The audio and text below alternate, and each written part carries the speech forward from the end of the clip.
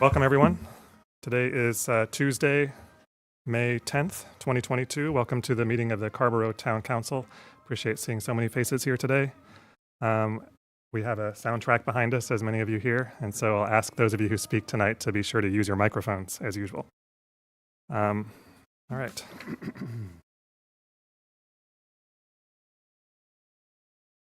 Agenda, here we go.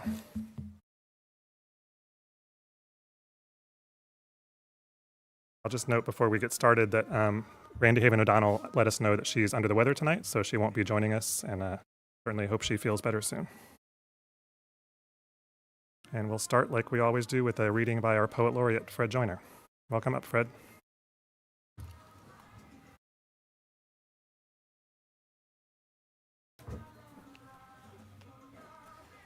All right. Good evening, everybody. I love the salsa music. I've been doing a lot of thinking about my time in West Africa. I lived in West Africa right before I moved here, and I saw how powerful having a U.S. passport and having access to the U.S. dollar, and of course, now I'm living in the United States, but it also made me think about the power of money and how money affects so many things in our lives. It's a necessary evil, but it's an evil that we could find ways to deal with differently. And so this poem, I wrote this poem when I was living in West Africa. It's called Currency. A pocket can sometimes be a kind of prison. I have never lived in a cash economy where the billfold unfolds to find someone creased in the middle. But perhaps credit moves the same, the way it scores the pocket and the body, boxed and bureaued. The edge of a card cuts anything akin to skin, a dollar, a euro, a world bank, a debt to erase, a race, a weight. Thank you. This is from a little book. Me and three other friends of mine, poets from grad school, put together this little book, and we all have a few poems in here. If you're interested, I can tell you how to get it. But thank you very much. Thanks, Fred.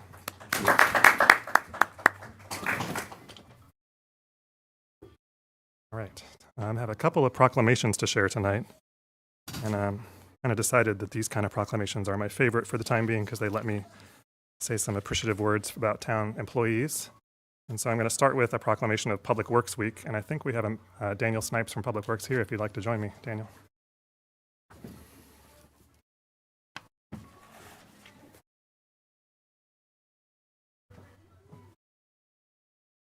Welcome.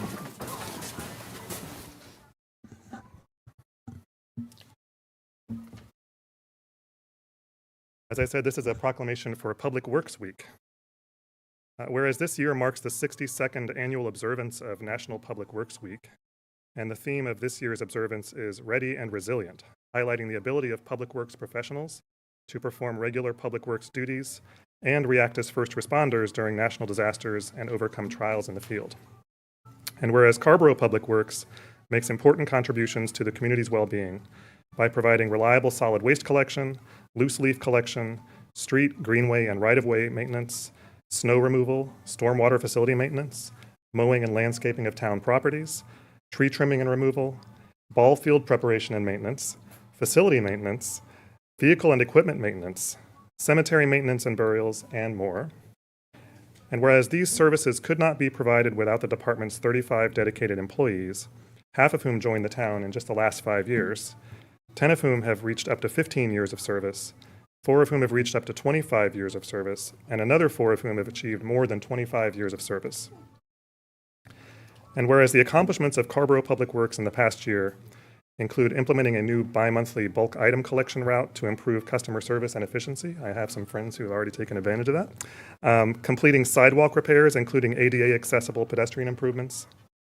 completing the asphalt paving of Roberts Street, relocating the leaf compost program to the town's property on Old 86, and composting 5,730 cubic yards of loose leaves on site, facilitating the town's recertification as a Tree City USA for its 36th year, updating roadway regulatory signs to federal standards with high reflectivity for better visibility, providing planning, administration, and oversight of the town's capital improvement projects, maintaining more than 62,500 square feet of building space and 47 miles of roadway, and providing preventive maintenance and repairs to 98 town-owned vehicles and 19 pieces of equipment.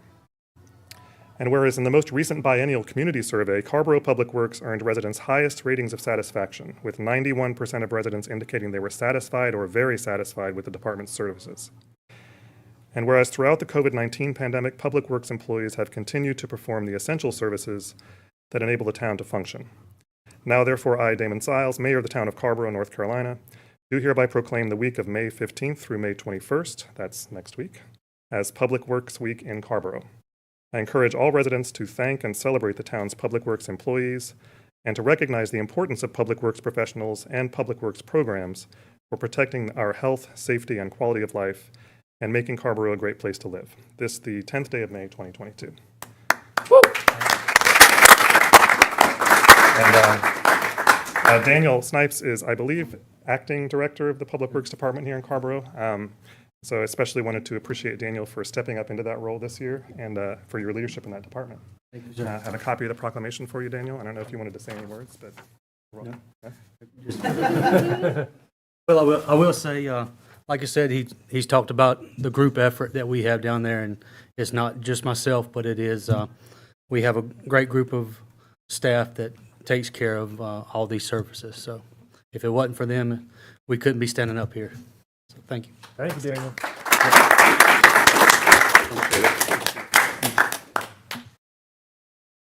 All right. I have one more proclamation to read, and this one is for Police Week, and I believe Chris Atack, Police Chief, is here with us tonight. Thanks for being here, Chief. You ready for this? I think so. All right, good. We'll see. Whereas in 1961, a joint resolution of Congress authorized the President to proclaim May 15th of each year to be Peace Officers Memorial Day, which honors law enforcement officers who have been killed or disabled in the line of duty, and to proclaim the week each year during which that date occurs as Police Week. And whereas the Carrboro Police Department provides a vital public service by fostering the well-being of the community in a way that respects and promotes the rights of individuals, by providing for the safety of the town's residents and visitors, by acting as first responders in emergency and crisis situations, by investigating and solving crimes, by offering a variety of community services to individuals, local businesses, and community organizations and agencies, and by participating in ongoing training to stay up to date on current policing techniques, to achieve the department's bias-free policing goals, and to provide community services in a fair and professional manner. And whereas Sergeant Trey Kennedy, Sergeant Kennedy here tonight? Yeah, Sitting right over there? He is not. Oh, he's not, okay. No. Well, in any case, whereas Sergeant Trey Kennedy, an employee in the police department for 13 years, was named Carrboro's Police Officer of the Year during a salute to community heroes hosted by the Chamber for Greater Chapel Hill Carrboro. And whereas in the past year, the police department handled more than 19,000 calls for service, and last year participated in 111 community events, including neighborhood meetings, job fairs, the department's prescription drug drop-off events, and more. And whereas this spring, the department recorded its 25th use of naloxone to reverse an opioid overdose, since becoming the first law enforcement agency in North Carolina in 2015 to use this life-saving harm reduction technique. And whereas in the most recent biennial community survey, the police department was among the major categories of town services that had the highest levels of satisfaction. And whereas despite the challenges presented by the COVID-19 pandemic, Carrboro's police officers have continued to serve the community well, risking their own health and safety as essential frontline employees of the town. Now, therefore, I, Damon Siles, Mayor of the town of Carrboro, North Carolina, do hereby proclaim the week of May 15th through May 21st, also next week, to be Police Week in Carrboro. You're in good company next week at Public Works. They're good people. Yes. I encourage residents to share their gratitude with the officers and other professionals in the police department for promoting the safety of Carrboro's residents and visitors, and to understand the duties and responsibilities of these essential employees and the risks they often must face to help make Carrboro a safe and welcoming place to live. This, the 10th day of May, 2022. Chief, I have a copy of the proclamation for you, of course. I will just also note that, like some of our other departments in the town, Carrboro's police department is hiring. And I mention that in part because they are hiring, but also because what that means in a department like ours is that officers in the department often have to work or pull out of overtime to fill in for some of those vacancies. And I just want to appreciate you, Chief, for your leadership and all of your officers for stepping up when they're needed. Thank you. Appreciate that. Thank you. And you're welcome to say a few words. I just want to say, the hard work's done by the folks I work with. I'm grateful for those folks. I'm grateful for the community's support. I'm grateful for difficult questions. I think this 2 years has really shown that there's a lot of inequity in the world, and I think we want to be part of the solution. And I think that thinking about things in a new way, addressing them in a new way, is critical to going forward. And I will say, speaking of thinking of things in a new way, as the mayor mentioned, we are hiring. So if you think that you want to even talk about it, let me know. Come talk to me. We'll show you what it's all about, because I think we do a lot of good work in the community. We're not perfect, but I think we do a lot of good work, and we're grateful for the support. So thank you. Good to see you.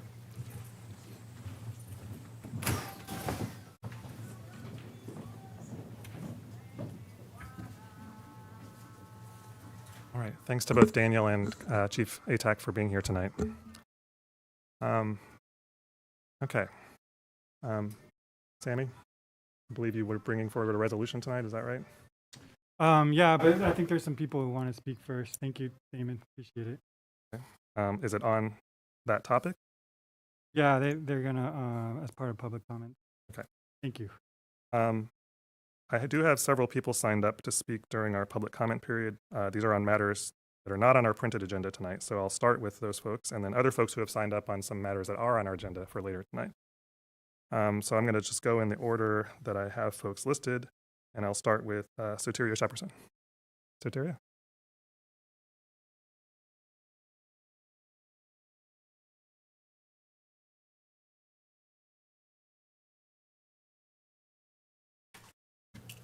Good evening, everyone.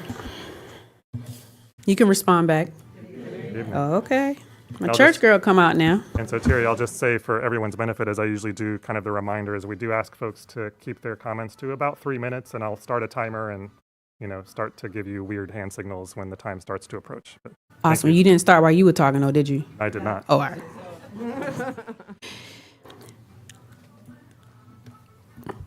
So I'm speaking on behalf of Present Day on Main and those who have been a part of that community. For safety reasons, we are still closed at this time. For safety reasons, we inform council along with town staff we needed fencing. We were given rules for fencing, but no assistance to make it happen. For safety reasons, we said we needed signage. We were given rules for signage with no assistance to make it happen. For safety reasons, we said we needed security. We were given rules for security. And after calling outside of Carrboro Police Department for support, I was told the only way we would be supported is if Carrboro Police did not help us, as they did not on the day we needed it most. To the town staff, action does not simply happen by sending out emails with zoning codes and more codes. Let's talk about the police. For God's sake, can we get more people working with this department? After a woman was assaulted on my property and calling the police, I got this notice after filing a complaint. This is to notify you that your recent complaint has been resolved by the Carrboro Police Department. After reviewing your complaint, police reports and statements from all parties involved, the following finding was reached regarding your formal complaint. There is something that is checked that says other, which means any disposition not indicated above. The second report says that the disposition, number 1, unprofessional conduct toward me or a third party, unfounded. Number 2, the situation was handled unfairly, unfounded. Number 3, the situation was handled poorly, sustained. Now, how can a situation be sustained, handled poorly, but unfounded, handled fairly, and unfounded as unprofessional? The police officer on the day in question did not take one victim statement He took no witness statements, although we had over 10 people at the event. If you look at the N&O and you look at the Chapelboro paper, the woman who has assaulted, and not just on my property, but who has done egregious things outside of the property, contradicted herself over and over. She lied to the police and said that she left right when we asked, and she didn't. And when we informed the police of this, they said it was, again, nothing they can do. When I asked them to trespass this woman as the officer was on his cell phone in his car talking to the woman, he said to me, "Oh, she said she's not coming back."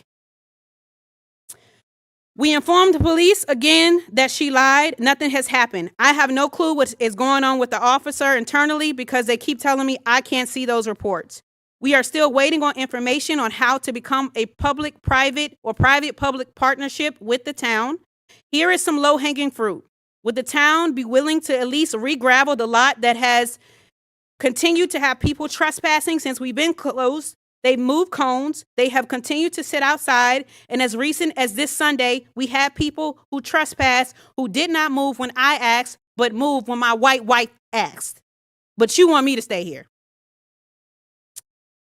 Could the town come and also fix the entrance to the street where the shop is? Because neighbors have been talking about how the rocks and the gravel continue to get in the street and it can mess up your tires, yada, yada, yada. Low-hanging fruit. Can we at least get some gravel, and can the town at least fix the street while we have to wait on fencing? How many minutes I got? You're over 3 minutes. Damn. No, I'm just joking. I knew that. Thank you. Thank you, Soteria. So, Mr. Manager, I know that you and several department heads have been meeting with some regularity about some of the conversations you've had with Soteria about some of the priorities that they've expressed for their property. I don't know if you want to offer an update about those conversations or not, but she's asked a couple of specific questions tonight about potential improvements that could be made. I think one of the challenges, of course, is, as we've heard from you before, is that making improvements to private property as a local government, there are some pretty strict limitations about that. But there may be, I know there are other conversations you're having with the business owners about other ways the town can be helpful. So do you want to respond? Yes, just to add that these are two new requests we heard tonight, and staff will look into these additional requests this evening and will respond. Great. So those are about the gravel lot and about the entrance on the street. Barbara. Thank you, Mayor, and thank you, Mr. White, for that update. I believe I said this before the last time the co-owners of Present Day on Main were here.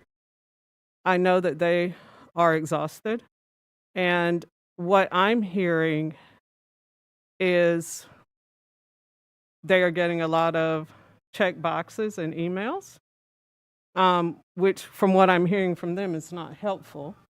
They're actually looking for ways to expand their business, and they're still having ongoing issues with our police department. So we can't ignore that. And I know for me, those are things that I would like to hear more about. Obviously, Sophie and Soteria are not satisfied with the findings in the police report. They still feel harm has been done. And so we can't keep doing what we've been doing and expect a different result. I think we're going to have to look at this from different angles. And Mr. White, I encourage you to encourage staff to do that. This is a unique situation in a couple of ways. And so I know for me, I would appreciate it if we could just look at this more broadly instead of the very narrow way I feel like it's being looked at. Thank you. Thanks, Barbara. All right. I have next signed up to speak is Monica Molina. Welcome, Monica.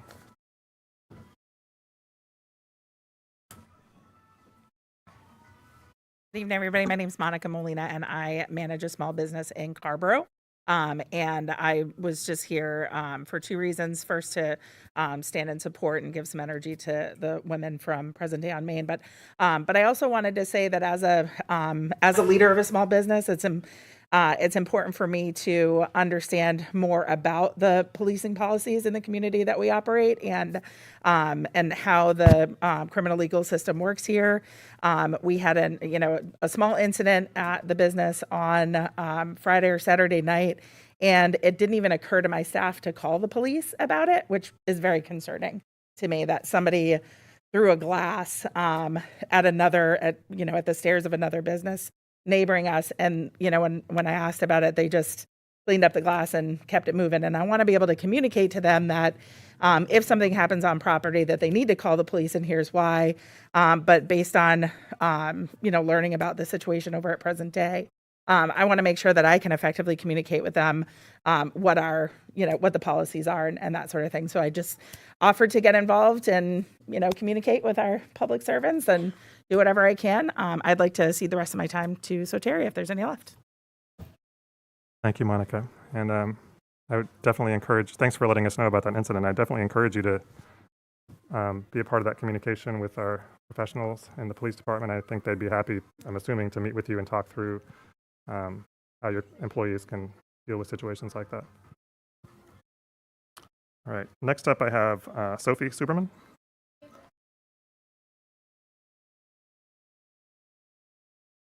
I mean, we haven't really typically done that, but I mean, was there more time? Did you have more? What's there remaining? It's not a rule until you break it, people. First, I want to apologize. Every time I come up here, I specifically tell myself I'm not going to cuss, and I still cuss. I'm working on that. Pray for me, people. But something I do want to say is Chief ATAC has reached out to myself and to the victim and asking for a meeting. I am not going to continue to meet one-on-one with the police chief. My customer and my guest was not harmed privately. They were harmed publicly. The stuff that was going on was not something that happened privately. It happened publicly. And I understand that the town wants to continue to differentiate this stuff as a private matter versus a public matter. But again, when I have the public that is destroying the property, the public that is causing the harm, I'm not allowed to, as a Black person, do what I really want to do to protect myself if I'm nicely asking white people to stay off of the property and they ignore me. And what saddens me is that the media outlets who have come to talk to me, I didn't get shot. And I'm almost like, damn, I'd rather the woman who came in shot the woman that was with me, because then people will understand how serious this is. Mr. Mayor, I'm looking at you, because we got to have more than a coffee shop relationship. My breath and my life is dependent upon you in the positions of service that you are in. You can do what I cannot do. And I am asking you to treat this just like this moment where she decides to give me some of her time because me being Black doesn't warrant more than 3 minutes at a public meeting.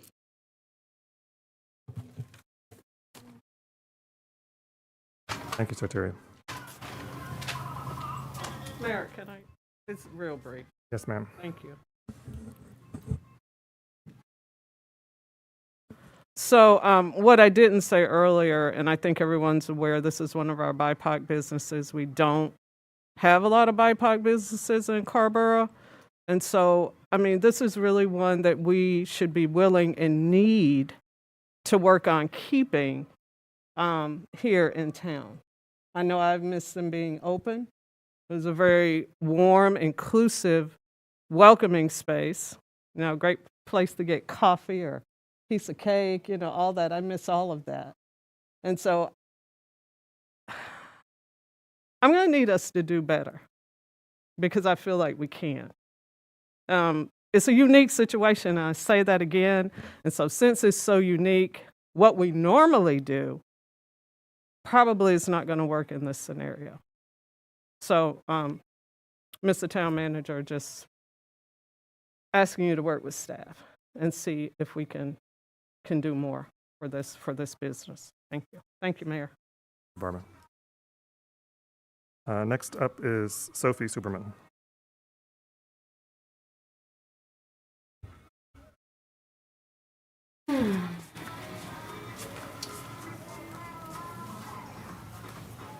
Our shop has been closed for 34 days. As recently as graduation, individuals have been feeling free to use the space on our property. As we have no way to protect ourselves from the predator who has not been apprehended, and as the town has taken no action toward those safety measures, we continue to be closed.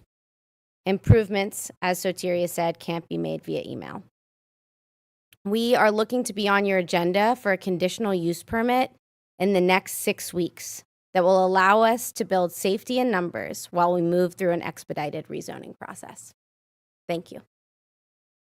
Thank you, Sophie.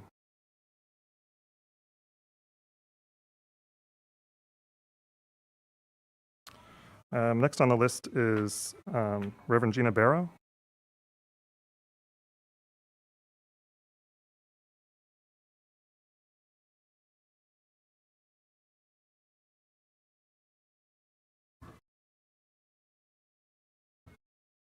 Welcome.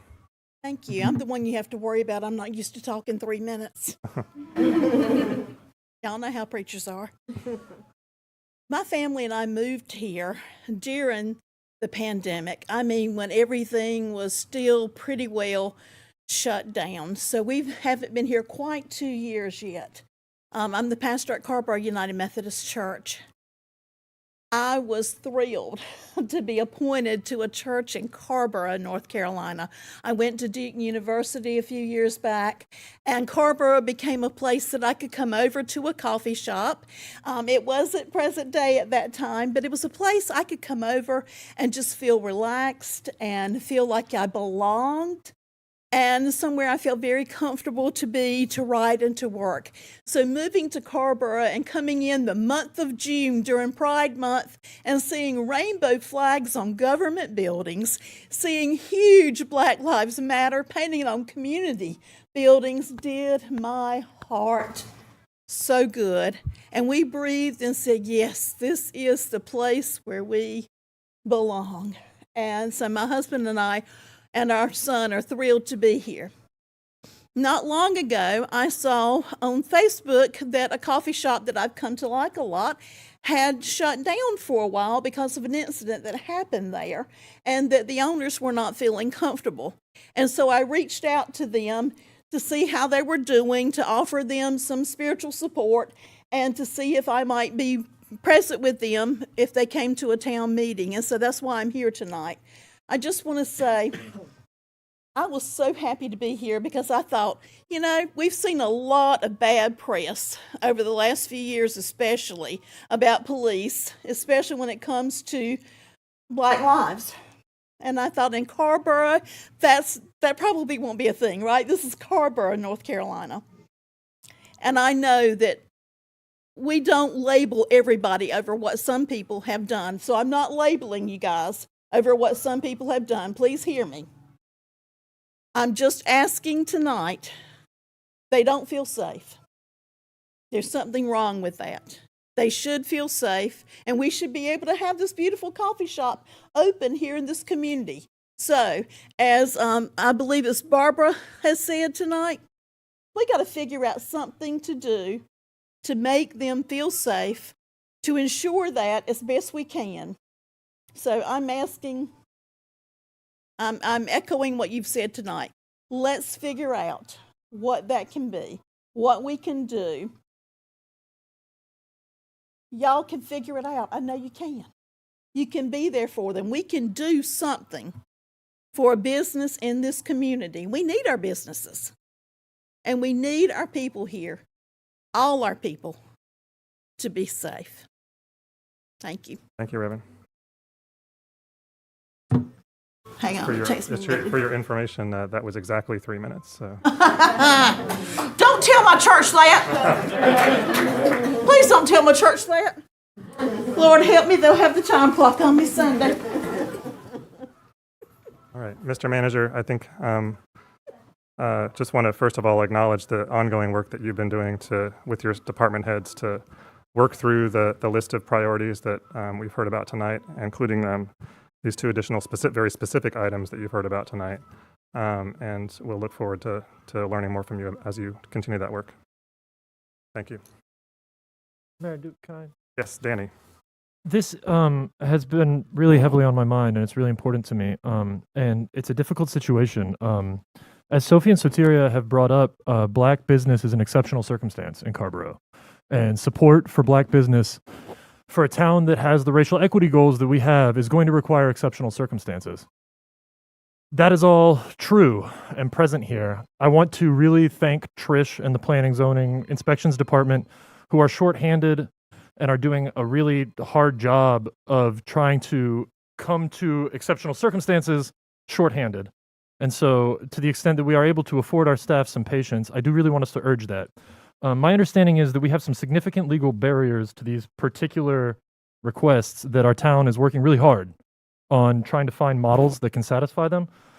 But that, you know, we're a town in transition that is adopting a comprehensive plan tonight, later, that is going to place a lot of this work right at the center of our priorities. And we really want to get it right. We really do. This is so important to us. And our ability to move in specific legal ways as a town is narrowly conscripted. We are preempted as a state government in a conservative place from being as aggressive as we would want to be. As I know you guys are committed public citizens. And so I want to just, I think everybody here is really committed toward working to changing these structures and processes and systems. I think the people behind this days are. We are looking to find codified answers that can last for more than one business, that can make this a town where Black and brown people can thrive and build equity and feel safer. And to that end, what I really want to lift up is there is, you know, white entitlement and white hostility and white resentment that exists in this community and every community. And it's something that this is really my role in that I've had to really carefully scrutinize, and it's very heavily on my mind. And so I just want to offer, to the extent what I can do tonight, this is a long, slow process that we all have to be in together, and we have to treat each other as allies. And to that end, I've been in conversation with a lot of white friends, and I think part of my job here is to try and get my people. And I think Carrboro, white Carrboro, let's get each other. I'm an ignorant person. I am not well versed in these discussions, but if you are a white person hearing this and you are feeling some confusion, or if you are feeling some kind of something, talk to me. My number is 919-621-9590, and let's do this together. Like white Carrboro, we can let us rise up and talk to each other and figure out what we can do. I think what I am hearing is that Black and brown people are tired of having to push against systems that aren't made for them. And I hear that, and we hear that, and we all hear that. And so town legally is conscripted, or not conscripted, that's not the word I want, is circumscribed in what we can do quickly. But the slow work in community of helping our neighbors feel safer, I hope we will all do that. And I feel silly making this statement, but it reflects conversations that I've had with a lot of white community members. And so I just hope that we all hear this individually urgently, so that the structures that we have don't take an undue burden. You know, we need to be doing this. This work has to be done in and out. And the people who are in are doing it. I want to be very clear. Our staff are really trying really hard, and they may be failing in some ways. They may come up short sometimes. I do in my job. And so it's very important to me that the public understands that this is just a very difficult situation, that our town is serious about getting right. And so, to the extent that you are serious, if you want to see change, call me, email me. Let's talk, let's hold each other accountable, and let's figure out how we can do this together, because I'm very grateful for having the opportunity to have these real conversations. Thank you. Thank you, Danny. All right. Next on the list, I have Greg Jansen. And then after that is Hannah Blackburn. Welcome, Greg.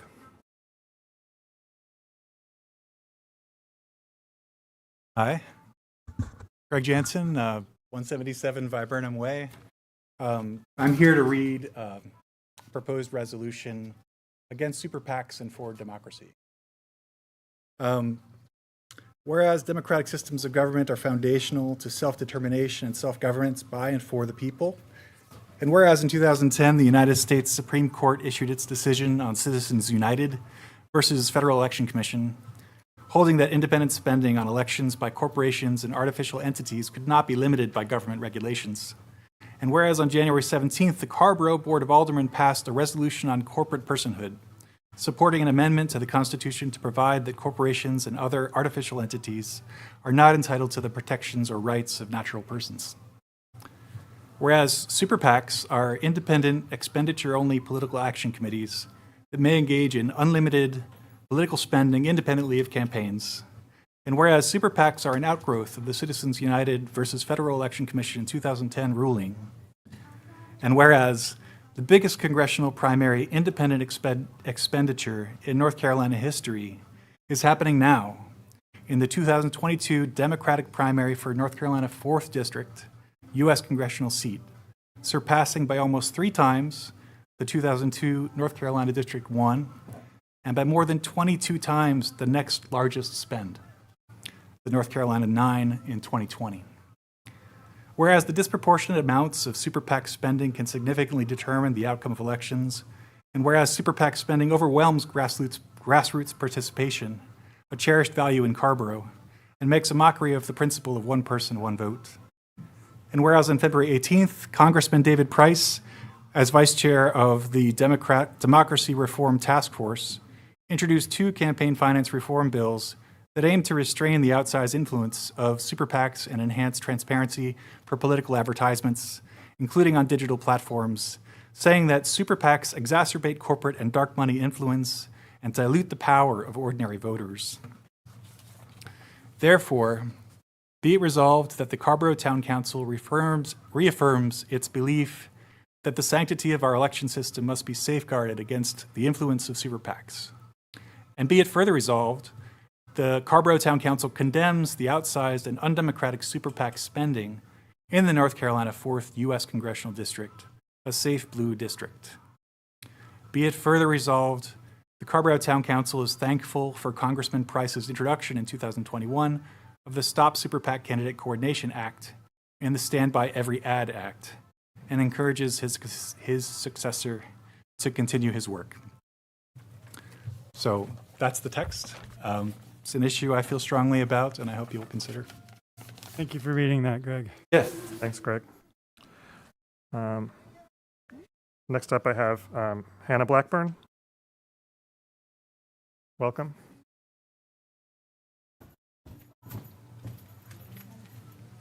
Hi, I'm Hannah Blackburn, 402 James Street.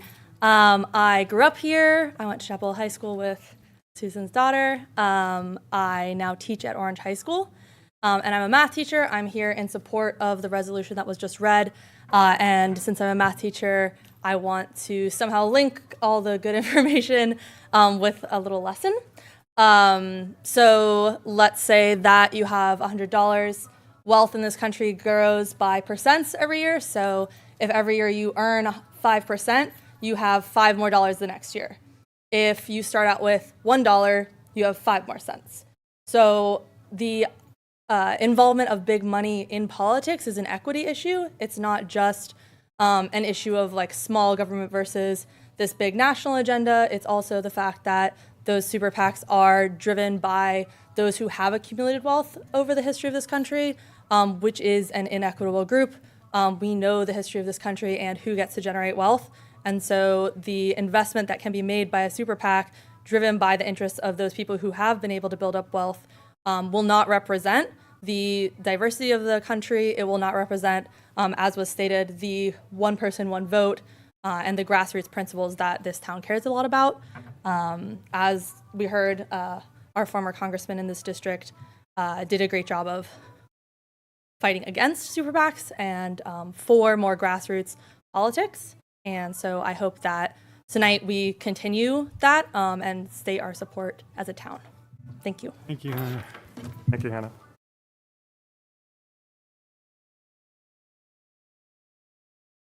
Okay, Sammy. Thank you. Thanks to Greg and Hannah for speaking about this tonight. Appreciate it very much. We regularly pass resolutions commenting on issues of the time, and it's rare that we get to do so on an issue that is touching down in real time locally and as poignantly as is happening now, with a record-breaking amount of money now spent to tip the scales in the North Carolina 4th congressional race for David Price's seat. Some are reluctant to consider this resolution at this time for fear that it will influence the elections. What of the influence of the millions of dollars buying this election, though? Isn't our silence a form of influence on these elections? Isn't our silence a tacit agreement that the corrosiveness of this kind and amount of money is okay? Our silence is itself, by default, a position. To quote American writer Roxane Gay, all too often, when we see injustices, both great and small, we think, that's terrible, but we do nothing. We say nothing. We let other people fight their own battles. We remain silent because silence is easier. Qui tacet consentire videtur is Latin for silence gives consent. When we say nothing, when we do nothing, we are consenting to these trespasses against us. That's our quote. Or as Reverend Martin Luther King said more concisely, I was not afraid of the words of the violent, but of the silence of the honest. Some say, but it is legal for artificial entities to buy elections. Yes, this is sadly true, but don't we have the power to act independently of immoral laws? Don't we have the power to hold each other accountable? Can't we expect, as a bare minimum, for each other to walk the walk that we talk? This is a Democrat primary. How can it be that we are excusing use of super PAC funds and in amounts that are so extreme? How are we excusing that one individual from California has provided 1/3 of the funds used to campaign for a candidate, an amount equivalent to all the money raised by the next leading candidate? Concentrated money in our electoral process and political system is at the heart of why so much is wrong. Capitalism is the status quo and at the root of so many of our ills. Money in our political system is a major way that this status quo sustains itself. This race is being bought now. Now is the time to speak. Some say this issue is divisive to council relationships. Are we here to safeguard each other's humanity towards each other by compromising our moral values?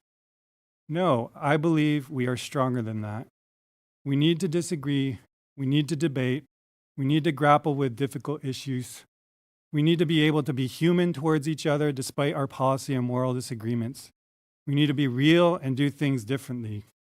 We need to be able to register our differences openly at the most critical times. The council is the voice of Carrboro.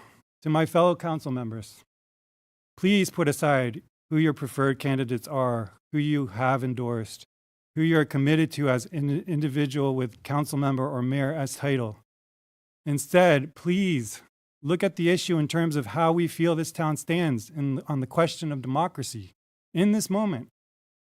Please look at it as one of an elected body that speaks for Carrboro. This is about the integrity of our electoral process and political system first. What individual candidates have chosen to do is their doing and not the town's to own. How does this progressive town stand? Now, when there's an active attempt at buying an election, do we let our silence give consent? I'd like to move the resolution that was read by Greg. Thank you, Greg, for reading it. Thank you, Sammy. Sammy has moved that we approve the resolution that Mr. Jansen read. Is there a second? There is not. I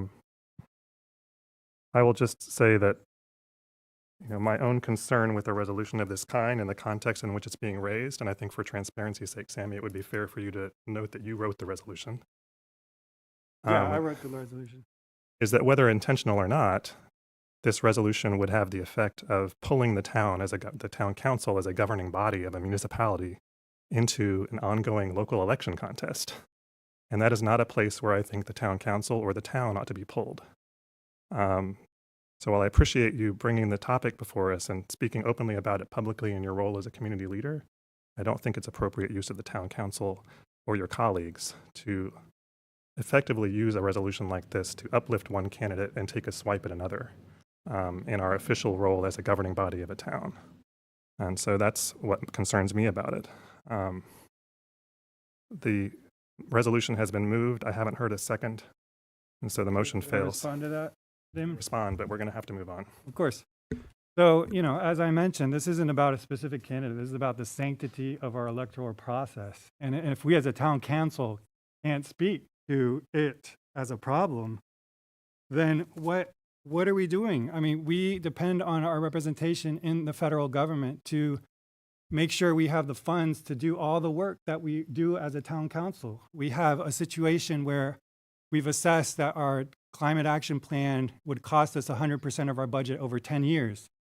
And that's so unrealistic. We need the funds from the federal government to be allocated so that we can actually achieve these things that we need to do.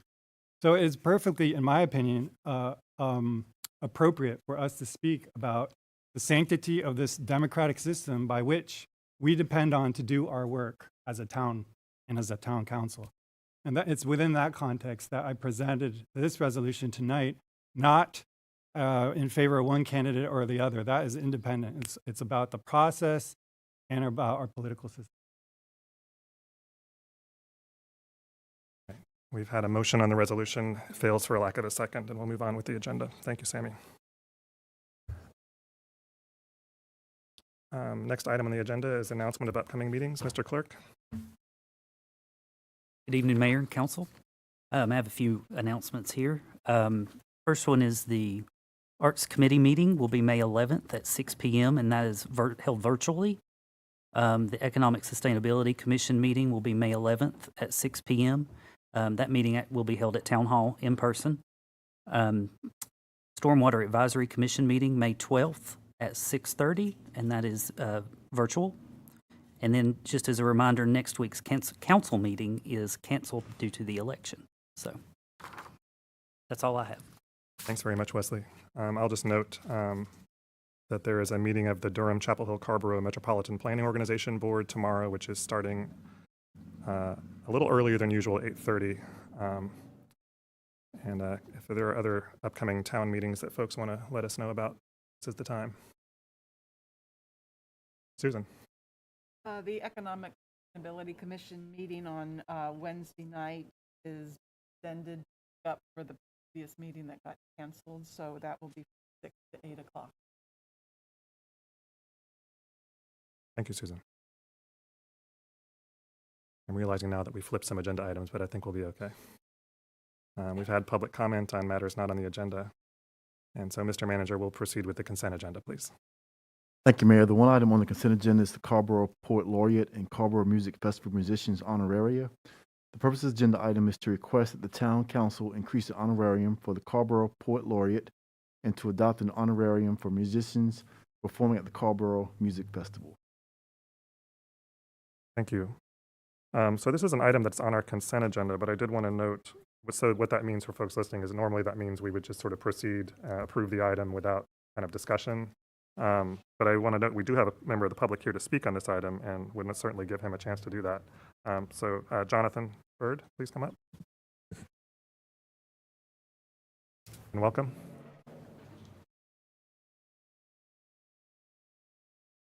And as you heard before, we ask folks to try to limit their comments to about 3 minutes. Thank you. I understand. I'll be short. My name is Jonathan Bird. I'm not a Carrboro resident. I actually live out in Nebben, but I'm the Harriet Beecher Stowe of this particular situation. And this is how it started. I knew this was on the agenda tonight. I felt like I just needed to come out and say, John May sent me an email last year asking if I would teach a workshop at the Carrboro Music Festival, and I asked about compensation, and he said there was none. And I responded very rudely, and I apologized later. But I couldn't believe that the town of Carrboro, that is so vociferous about supporting the arts, would ask a working artist to work for free after 2 years of no gigs. The brass that it took to do that was very surprising to me, and this, especially seeing how the expenses of the festival are a matter of public record, and everybody else gets paid. The sanitation gets paid, the sound techs get paid, the festival director gets paid. So I also went online and I vented pretty loudly about this, and how deeply ingrained this bias is that we value art, but we don't value the artist. And the voices of opposition, every single voice of opposition was a musician. The festival director, who's a friend of mine, he's a great person, who got paid $4,000 to be the festival director in 2020, was the loudest voice of opposition to paying musicians for the festival. That's how deep the bias is. The artists themselves believe that they don't have value. But I think we can challenge that bias. If we can't change the bias in our minds, I really appreciate an effort to change the bias in the budget. And when we see the good faith that is produced out of that effort, I think we can change the bias in our minds. And I really appreciate the council addressing this issue. Thank you. Thanks, Jonathan, for coming out to Carrboro tonight. Thanks, Don. Thanks, John. So just so folks know, as the manager summarized for us, this particular item on the agenda is to approve an increase in the stipend for our poet laureate, which is one part of this proposal, as well as Jonathan described, and providing honoraria for performers in the Carrboro Music Festival coming up, which will be the 25th anniversary festival, by the way, this year. Council members, I entertain a motion to approve the consent agenda. So moved. Can we get a second before we move forward? I second. Moved by Sammy and seconded by Danny that we approve the consent agenda. Susan? Yes, and as you all know, I sent a change to the fifth whereas clause to specifically mention the poet laureate in that clause. So I just wanted to add that in. And Mr. Manager, you received that amendment, is that right? Yes. Okay. Sammy, are you okay with that friendly amendment? Danny? Yeah. Any further discussion?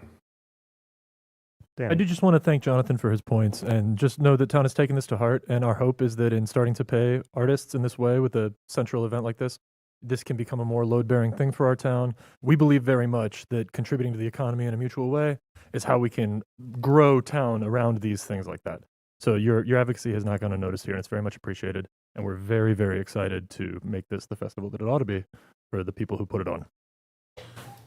Thank you, Danny. Sammy? Yeah, and I also appreciate the framing you shared in terms of these narratives that we are bound by and can so easily change, because the universe is made of stories, and we have the opportunity to recreate those stories and really place value where we really enjoy things. I mean, we totally enjoy the Carrboro Music Festival, and why aren't we showing that support and value in how we allocate funds?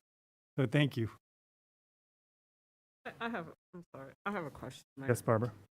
And so I know that all of us are in agreement about the honorarium. And I guess my question is more of a process question. So we see here under physical and staff impact, it says a request of $25,000 has been requested as part of our fiscal year 23 budget process. But recommendation, we're adopting an honorarium. So to me, that's kind of conflicting a little bit, because I thought it was a decision point, but I guess because all of us are pretty much in favor of it, even though we haven't actually reached that point. You see what I'm saying? Mr. Townman, Mr. White, he looking at me like, I'm trying to make sure I'm understanding what you're saying. Are you saying Right. because we're doing the musicians honorariums in advance of the FY23 budget? Is that the question? Right, and so we haven't reached the budget process, but I know you've talked to all of us, and all of us have been in agreement about the money. So we're moving ahead with it now, ahead of the actual budget decision. You know what I mean? Yes, but Okay. we will include that inside the FY23 budget for adoption Because because you've done it. Okay, Yeah. that's what I was trying to understand. Yeah, thank you. Thanks for that clarification, Barbara. I think, yeah, so this is our signaling that we are directing staff to include these items in the upcoming budget, which we will adopt before the end of June. So thanks, Mr. Manager. Thank you, Barbara. That's important. Okay. No further discussion. All in favor of the motion, please say aye. Aye. Opposed, please say no. The matter passes unanimously.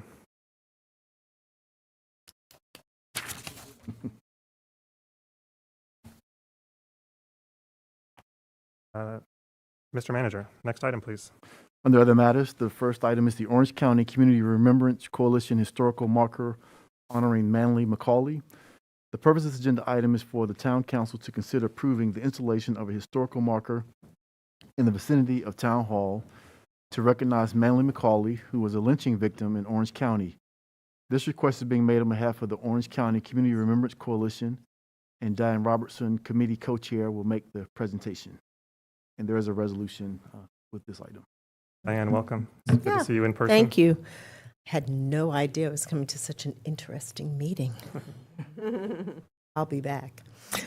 But tonight I'm here to talk to you or ask you to support the Orange County Community Remembrance Coalition's request for a marker to be sited at Carrboro Town Hall.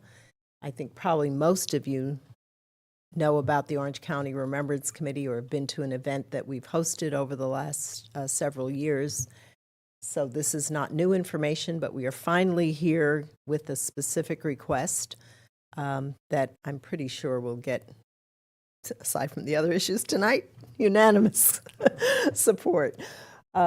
The coalition, you have an agenda packet, so I'm not going to take everybody's time, but the Orange County Coalition Committee was founded in 2018 in support of the work that's going on with the Equal Justice Initiative out of Alabama. And if you don't know about it, then y'all should look it up and learn about it. I'm not going to tell you about it here, but it's something that should be part of your understanding and education, especially given the conversations tonight.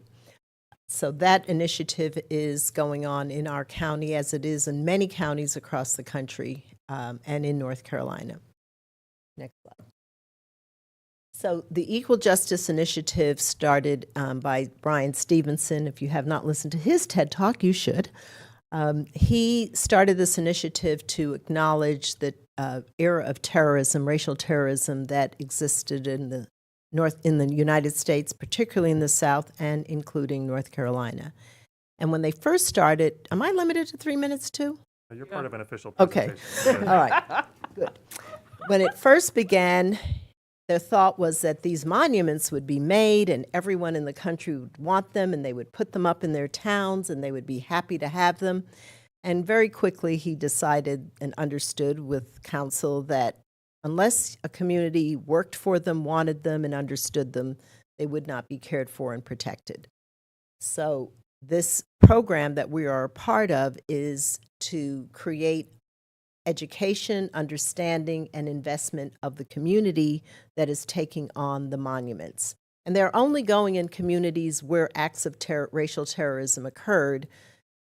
Don't quote me on the dates, but 1868 to now into the 20th century. And guess what? Orange County had our share. So the committee, in doing the research and investigation, started with one victim, Manly McCauley, who was terrorized not far from where we are today.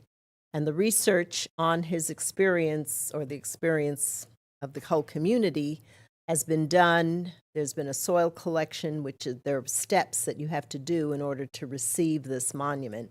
And we have gone through those steps. We have had education programs. We have had a soil collection. We have sent that soil to Alabama. It is documented and on display at the Equal Justice Initiative. And we have actual monuments made with the name Manly McCauley, just saying it, Manly McCauley, and his the experience that he had. Well, since then, we've discovered other victims, and I'll talk about that in a minute. What you, oh, no, you're too, don't yet. So this is an example of what the monument would look like. There's a marker, the marker, I should say, the marker. This has an additional monument with it, a sculpture, but the marker in the background is what we're talking about citing here. And there are examples of other monument markers and soil collection at the top, the monument marker here on the second row on the right, and you can advance. Okay. So we would like to have a monument marker placed here in Orange County in Carrboro at Carrboro Town Hall. And we've looked at 3 different sites here, and I'll just present them in our order of preference, but it's up to you where it would ultimately be cited. There has been a request made for a marker in Hillsborough, and that has already been approved, and that marker would include the names of 5 other victims of terrorism that occurred in the Eflin Cedar Grove area, which is in fact geographically closer to Hillsborough. And they do try to cite these in the proximity of where the events occurred. So that marker has already been approved, and they're working through the process of having that marker installed. This is the marker that I'm trying to usher through here, and there's conversation about a potential third marker in the future, acknowledging all of the victims of Orange County. This is not a great photograph, but it is near the sign right outside here where the pine trees are growing. And there's as you see, an area under it, and you can see the farmer's market behind it and the town hall. This is the first site of our preference because we think it has the best visibility and opportunity for people to walk around it and see it, and has enough visibility that it would be protected. Next slide. The second site we selected is this location from the Carrboro Market into the building, and that's an area that often gets a lot of traffic, especially during voting, because tables are set up there. The whole point of this is to be visible and have people interact and read the sign. And the third site is closer to Main Street. There's a tree there. We didn't want to put it in the area of the magnificent elm tree because we don't want lots of people trampling on that, because that's a protected historic tree, but it's in the proximity, so someone looking at that would see the marker. Is there another slide that shows language? No, okay, so this is an example of the marker itself. Every marker is specifically documented for the person that it's representing. So our marker language has been written and approved by EJI and our committee. And one side talks about racial terrorism in Orange County, and the other side would talk specifically about Manly Macaulay and the circumstances around his terrorism in Orange County. And is that it? Okay. And then this is just an example of markers to show you that we are not unique. In fact, on Friday of this week, a marker will be installed in Pittsburgh. So anyone who's interested in seeing what that would look like and what that ceremony is like, program. Our marker will include a program and a public program when it is created and installed on the site. So that would be a public program that would be announced, and everyone should come. And I think, is that probably it? Yeah. So any questions from you? Thank you so much, Diane, for the presentation. And it's exciting, as you said, to see this coming to where it is now. And I appreciate the work that you and other members of the committee have done. Damon and Barbara are both on the coalition committee. Right. And This lots is not of new to them. Right. So thank you for mentioning that. And I think, as you mentioned, there's a lot to learn about the work that the Equal Justice Initiative has been doing and the sort of stunning memorial and museum they have in Montgomery, which I hope people, if you can, will visit, including the soil that was collected here in Orange County a few years ago out near Old Greensboro and Hatch Roads, where this particular act of racial violence occurred against Mr. Macaulay. So thank you, first of all. Gratitude. Council members, are there any questions about Diane's presentation? We do have a resolution before us from staff, where we would approve the request, but we'll have some discussion first. Sammy and then Susan. Just a question in terms of the exact location. Is that something that we're supposed to make a decision about tonight, or? The location of this? Well, that, I don't know. I think that's up to the staff. I don't know how you do that. We've just given you three options. Yeah, I think the resolution as drafted, if I recall, specifies that preferred location that Diane mentioned. But there's discussion to be had here, but I think that's the assumption, is that we would consider moving forward with the preferred location. Mr. Manager, is that correct? Yes, we'll assess all three sites, but we'll look at that first option as the main one to begin with. Thank you. Did I say Susan was next? I think so. Yeah. Well done. Diane, thank you very much for being here. It's good to see you again.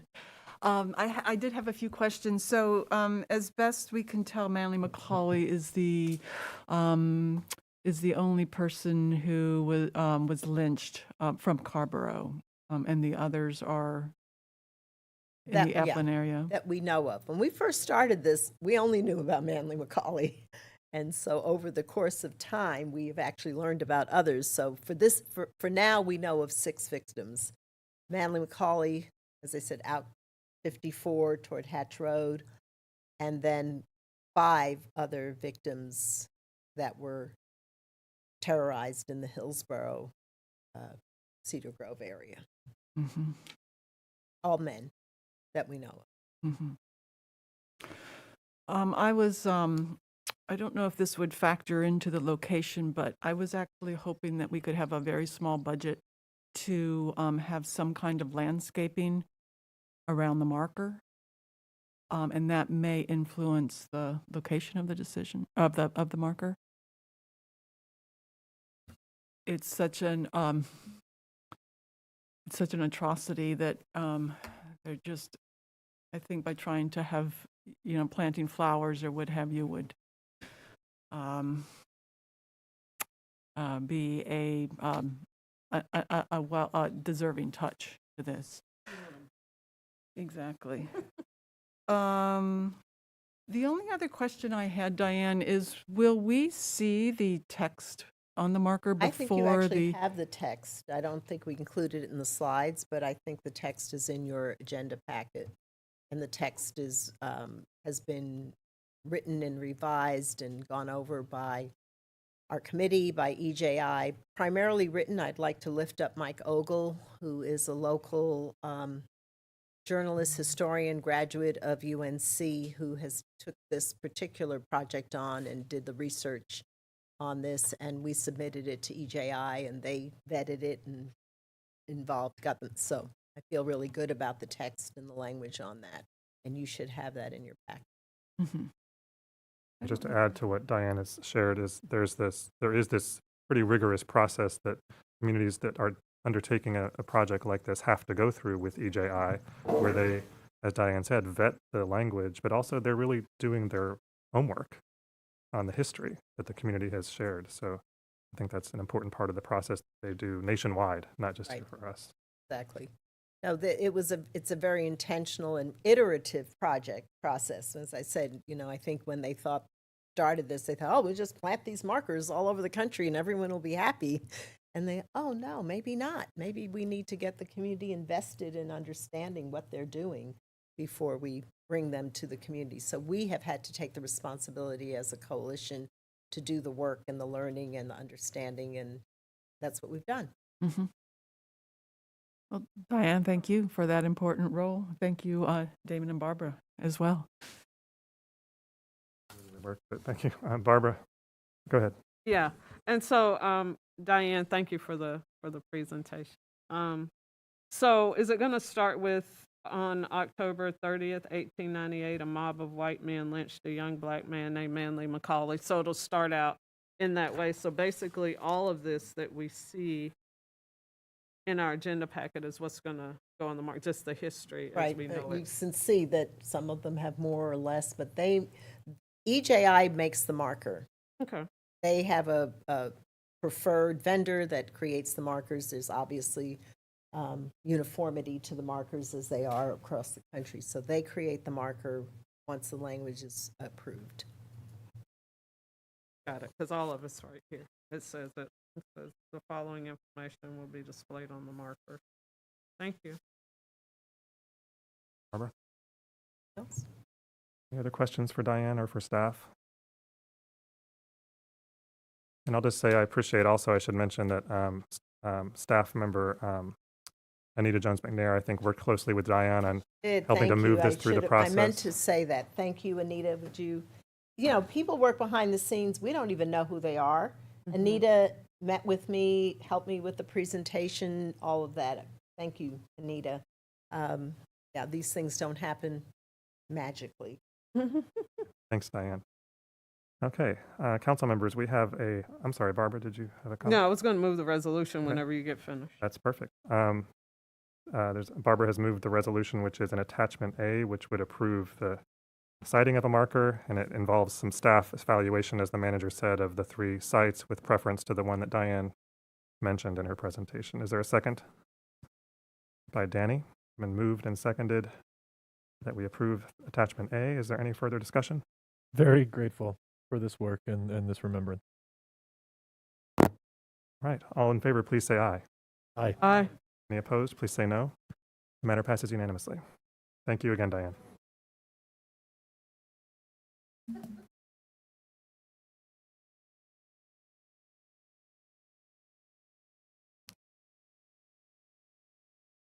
All right.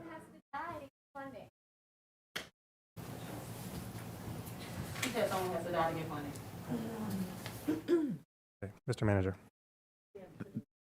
The next item is an update on the Orange County Transit Plan. The purpose of this agenda item is for the Town Council to receive a presentation on the Orange County Transit Plan, including an update on the planning framework, process, and draft recommendations for new bus operations and capital projects for preliminary feedback and comments that may inform a draft plan. Caroline Dyer with Renaissance Planning will make the presentation.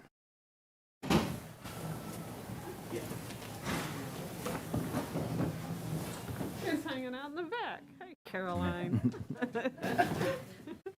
Welcome to you both. If you'll be sure to introduce yourselves as you start your presentation, that'd be great. Thank you. Brian with the cool jacket. Summer jacket. Yeah. Good evening, Mayor and Council. Brian Litchfield, serve as your Director for Chapel Hill Transit. Just do a quick introduction on the Orange County Transit Plan. Carolyn will give you all of the details, but just note for this, the Orange County Transit Plan is critical to the Chapel Hill Transit budget. It currently provides about 10% of our operating budget, including funding priorities that the council has identified, such as Sunday service and improvements to other services, such as the HS and other things like that, that you all have been interested in, along with helping fund vehicle replacements. It's helped us dig out of a very deep capital hole that we had with buses, and it's been very helpful for that, along with providing the local match for our North-South BRT project. The plan is required to be updated every 4 years. This update is being led by the county and the team of Renaissance Planning that Caroline and her team have led. There's been a significant amount of stakeholder input that's involved in this update, including not only working with the community and riders and all of those things, you'll hear about that from Carolyn, but also working very closely with the transit providers, not only locally in Chapel Hill Transit, but also in the region. As well as along with coordinating with the Durham County Transit Plan. This effort has also been guided by a policy steering committee. Councilmember Barbara Fouché has served on that committee, and it's chaired by Commissioner Sally Green. The transit staff for Chapel Hill Transit and the transit partners have endorsed the draft transit plan and the priorities that are in that plan. We also acknowledge that all of the priorities that we have are not able to be funded by that plan, and we've got significant priorities that we'd like to see funded, but they're just not, it just isn't enough funding to make that happen. So this is a significant step forward. What you'll see in the draft plan helps make steps towards funding the North-South Bus Rapid Transit project. It includes investments and improvements in the J route, the CW route, and the HS route, all of which have significant roles within Carrboro. So significant funding there to make that happen. We'll also continue to work to advocate for funding for those unfunded projects, because we know that there's many of them that are important to you all, as they are important to us, and most of those services are identified in the adopted short-range transit plan that you all adopted, along with the town of Chapel Hill and the town of, or in the University of North Carolina a few years ago. So I'd just like to recognize and thank the Policy Steering Committee for their work on that, and also recognize Carolyn and her team who have worked closely with the county and us to bring the plan to this point. And she'll give you all the details, but I'm also here to answer any questions that you might have. So thank you.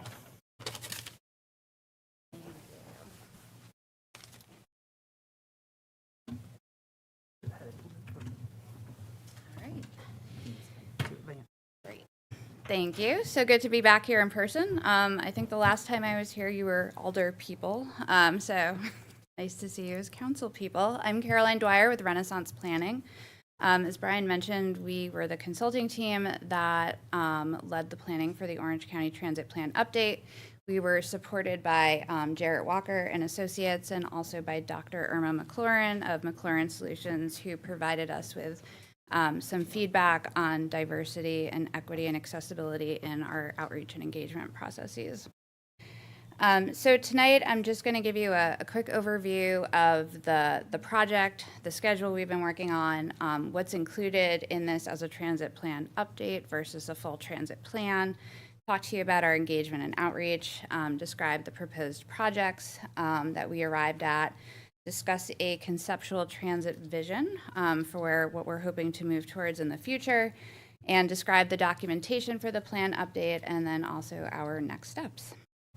So as we worked through this project, we basically were following two approaches. We had our analysis and network development while also simultaneously conducting outreach and engagement throughout the course of the project.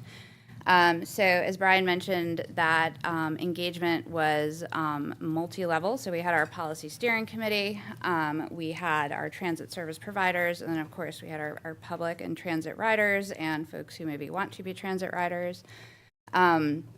And then at the same time, we were investigating existing conditions, understanding what the transit needs and wants are in the county and the different municipalities, and then working towards our draft transit network and plan, ultimately hoping to get that final plan adopted this fall. There is a little bit of a gap between now and that time. Obviously, that is to allow some time for the transit plan governance study that is also ongoing to complete their work so that if there are any changes in the adoption or approval process, those can be integrated into the transit plan update. So what's included in a transit plan update? Basically everything that was in the 2012 and 2017 plans gets rolled over into this plan update. So all of the projects that Carrboro already had in the pipeline are all included. Obviously, the only exception to that is anything related to the light rail transit, which we know is discontinued. And then what we've done is looked at what the revenues that we had left over after all of those programmed expenses were accounted for to figure out how much we had left to spend on new transit service improvements or capital investments. So basically this update is really just dealing with that piece, the remainder of what's left over after we've accounted for the already programmed projects. So our engagement, we did do 2 phases. Our first phase was back in the fall of 2020. As I'm sure you can imagine, it was challenging. We were still kind of trying to find our footing in what engagement looked like in a pandemic world. So we did our best with virtual engagement. It wasn't as robust as we hoped it would be, but I do think we still got some great feedback. We had some really tremendous support from the transit service providers who were able to connect with their riders to provide us with some information. And really what came out of that first phase of engagement is that priorities for transit riders were primarily focused on more frequent transit that runs longer hours per day, and transit that runs more hours per week. So that helped us move into our second phase of the project where we started to identify some projects. And then we just wrapped up our second phase of engagement this spring. So the goal of that phase was really to vet the proposed projects that came out of the recommendations and network analysis that we worked through over the last few years. So we did some virtual focus groups with key stakeholders that we invited to some virtual convenings and had some space for discussion there. We did another online survey. We got out to transit stops, which I was really excited about, and talked to folks who are actually riding the transit service and shared information with them and got some feedback. Our online survey really had some legs. I was excited. We had over 1,000 responses, which for a project of this size was surprising to me. It's great. I was excited. And also you can see on the map here, we did ask folks to provide us with their zip code so that we could see who is responding and where they're coming from or living. It was important to us to not just capture folks here in Orange County, but we know that so many folks come in and out of the county every day for work or school. We wanted to make sure that we were catching some of those folks as well. And you can see on the map, the concentration of responses are really kind of in the center of Orange County, which is what we expected, but we were also able to capture folks from quite a few different areas around the county. So we were pleased with what this looked like when we got our analysis back. So thinking about the selection of projects that we would include in the update, one of the directives we had from county staff was to ensure that the projects that were selected could be funded with existing revenues or projected forecast revenues, so to avoid taking on debt for any of these projects. We did rely on the Go Triangle financial models as the transit tax district administrator. That's one of the roles that they provide for the counties and municipalities. They develop those financial projections and forecasts and help us figure out what's going to be available each year. And then, as I mentioned, those already programmed capital and service improvements for transit that were in the 2012 and 2017 plans are rolled over into these plans and included in sort of the expenses that we took out of our bottom line, and then we figured out what we had left over. And then we really needed to prioritize. As Brian mentioned, there are way more projects than resources available. So unfortunately, we had to make some tough decisions to help us, guide those decisions. We tried to ask ourselves some key questions. We started with the unfunded priority projects from the transit service providers. So we knew that those were projects that had already been vetted and identified as high-level needs. So we started there, and then we also wanted to make sure that the projects met needs that were expressed by the public. So as I mentioned, more frequent service more hours per day or more days per week. We also worked through a process with our policy steering committee last July of 2021, where we had a retreat and identified some values that we wanted to make sure were reflected in this transit plan update. So these are projects that incorporate equity or advance equity, move the needle on environmental sustainability, help support economic prosperity, help to ensure affordable and attainable quality of life for folks who are living here, and expand transportation and access for all as much as possible. So we were able to put our projects through an analysis process to ensure that they were moving us towards those goals and values that were identified. And then also we wanted to try and identify some projects to help sort of fill this regional connectivity gap that was left with the discontinuation of the light rail project.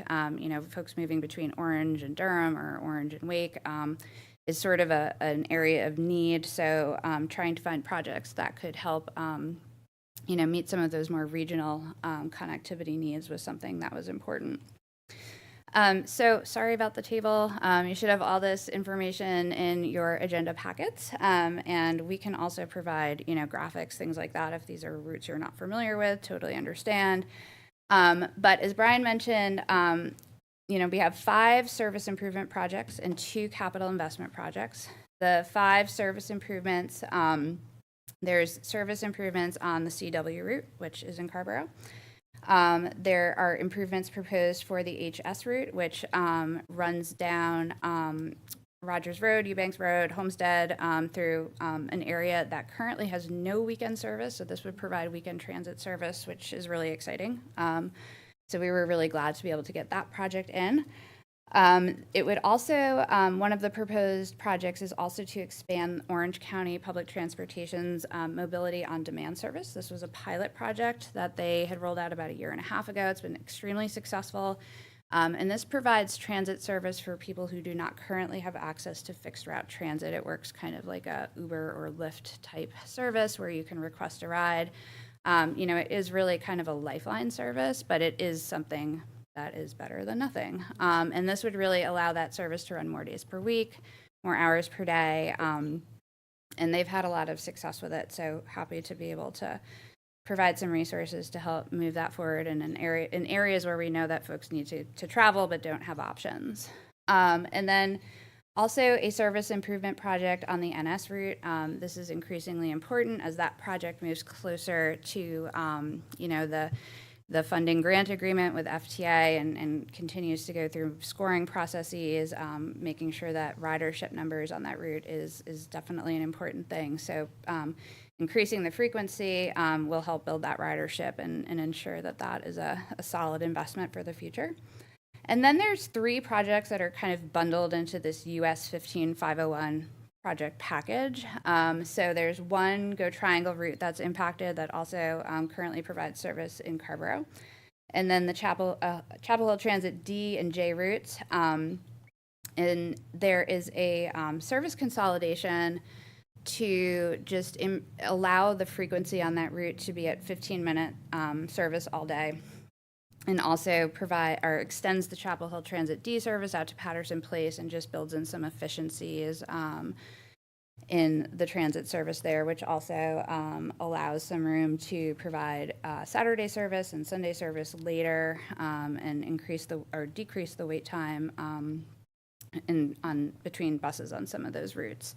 There's also some vehicle replacement or new vehicles that are needed to support some of the transit improvements. Obviously, if we're providing more service, we need more vehicles to be able to do that. So those are also included in the proposed projects. And then the 405 service improvements, that there will be a cost share on that with Durham, since Durham is benefiting from that project as well. And that's already been agreed to by them. We've worked through that, hopefully. And they are aware of it. And then the two capital improvement projects really are supportive of that 15501 project bundle. So the first one is a pedestrian safety improvement and transit amenity improvement at the intersection of Fordham and Ephesus Church in Chapel Hill. That really would improve people's ability to connect between the Go Triangle service and the Chapel Hill Transit service, supporting some of those regional connections. And then the second one is over by Manning Drive. It's a queue jump lane and shoulder running improvements. So basically a queue jump lane is sort of a small lane near a signalized intersection where the bus can kind of like scoot around the cars that are waiting there and keep going. So that way, they can stay on schedule and get folks where they need to go. And then the shoulder running improvements, that is basically signage and other sort of like alert mechanisms to let folks know that there might be buses on the shoulder. Also allows the transit vehicles to move a little more quickly through an area that we know gets pretty congested. Then the other piece here is this conceptual transit vision. So these are all conceptual corridors. Just reiterate that none of these starting or ending points are real. It's more of a reflection of priority, places we want to prioritize for potential transit service in the future. Many of these were taken or, pulled from the different regional plans, such as the MPO's Metropolitan Transportation Plan has some identified longer-term transit corridors, but these are very much projects that are aspirational. They're larger capital investments, things to move towards in the future. So it really, at this point is more of a guide to help prioritize investments now so that we can move towards this in the future. And then implementation, this is just sort of a summary of costs and implementation years. So we have both operating costs and then also capital costs, where there are some for transit vehicles. The two capital projects are sort of spread throughout a few years. But we originally were looking at fiscal year 23 for some of these improvements because of the transit operator shortage. Unfortunately, they may get pushed out a little. But we'll, obviously going to try and make that happen as quickly as possible. So folks are going to get some improved service. And then I think the farthest out project is that package of projects on 15501. The service improvements that would go into effect following those capital improvements to ensure that the new service can benefit from the improved flow and congestion reduction. And of course, we will document all of this in a plan. We're hoping to have an engaging and accessible plan update that will have an executive summary that we hope you all can use to provide information to your constituents, and also, let the folks who need to know that you need more funding for transit. We're going to make sure that we catalog all of the things that we unfortunately weren't able to fund through this round, so that those are documented as well. Also, help build your case for increased transit funding. And then there will be all the information in there about the region and decision points and analysis that we did to arrive at those proposed projects, full descriptions and graphics of the proposed projects, implementation plan, and then we'll also provide some recommendations for next steps for some of those longer term projects, including sort of the the stepping stones for moving towards some of those larger, longer-term capital investments. What needs to be done today to get there. And then our next steps are providing these updates to all of you on boards and commissions here in Orange County. We've developed the draft. We'll be sending that out to a larger group soon. Our policy steering committee members should have received that, and we have our final meeting on May 20th, where we will discuss that draft plan. We'll continue to receive comments and feedback from both the policy steering committee and all of our boards and commissions until around the 3rd of June. We will take that information, revise the plan, deliver it to Orange County, and they will then take that plan through approval and adoption in the fall. So I will take your questions and comments. Thank you so much, Caroline. It's good to see you. You too. And Barbara, thanks for your work representing the town on the Policy Steering Committee. Important work, although it can be a slog sometimes. Yeah. All right, so the action before us tonight is to receive the presentation, but I want to make sure we have an opportunity to ask Caroline any questions we might have or comments you want to share. Oh, sorry, Susan, please. Thank you, Caroline, for your presentation. Just a few questions. I wanted to start with the outreach and engagement. Yes. And, sorry. I know that there's mention about the translations, the English-Spanish translations, and I didn't see anything about Burmese Korean translations. It was not translated. We don't have access to that service. In the past, we've done it, with the help of municipal partners. But if there is an independent group that does it, I would love to know, because we've had a hard time making that happen. So yeah, that is definitely a gap in what we were able to provide. Mm-hmm. I can connect you with someone. Oh, thank you.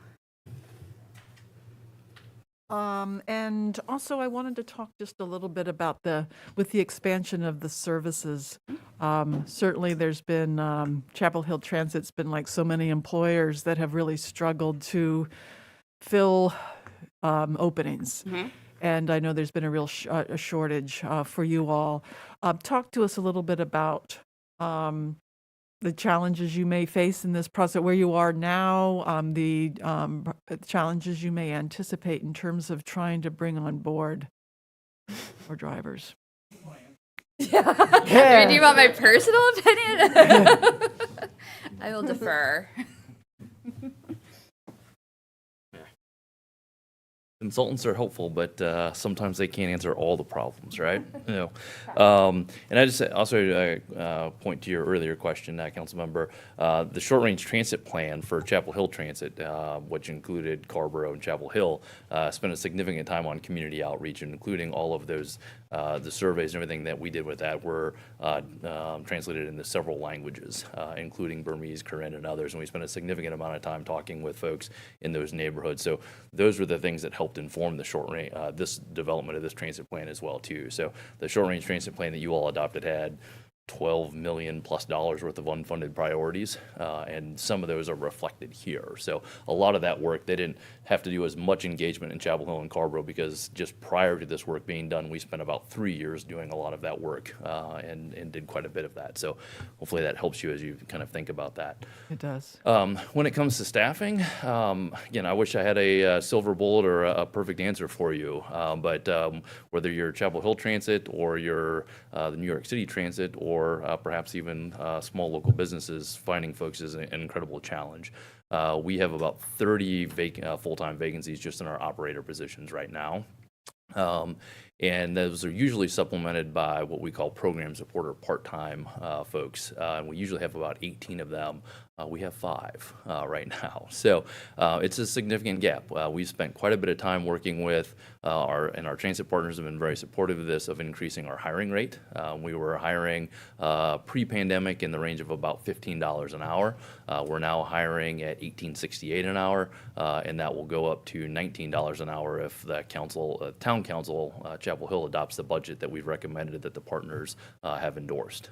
So we've seen significant increase in our pay So we continue to be not only competitive within the region with other transit providers, but actually ahead of some of them as well too. So working really hard to keep that going. We also provide full-time benefits. So for folks that are interested, as I said, we have some part-time work, but most of that is folks that select that work. Otherwise, if they come to work for us, they are full-time benefited on day one, including health insurance that's provided by Chapel Hill Transit in the town.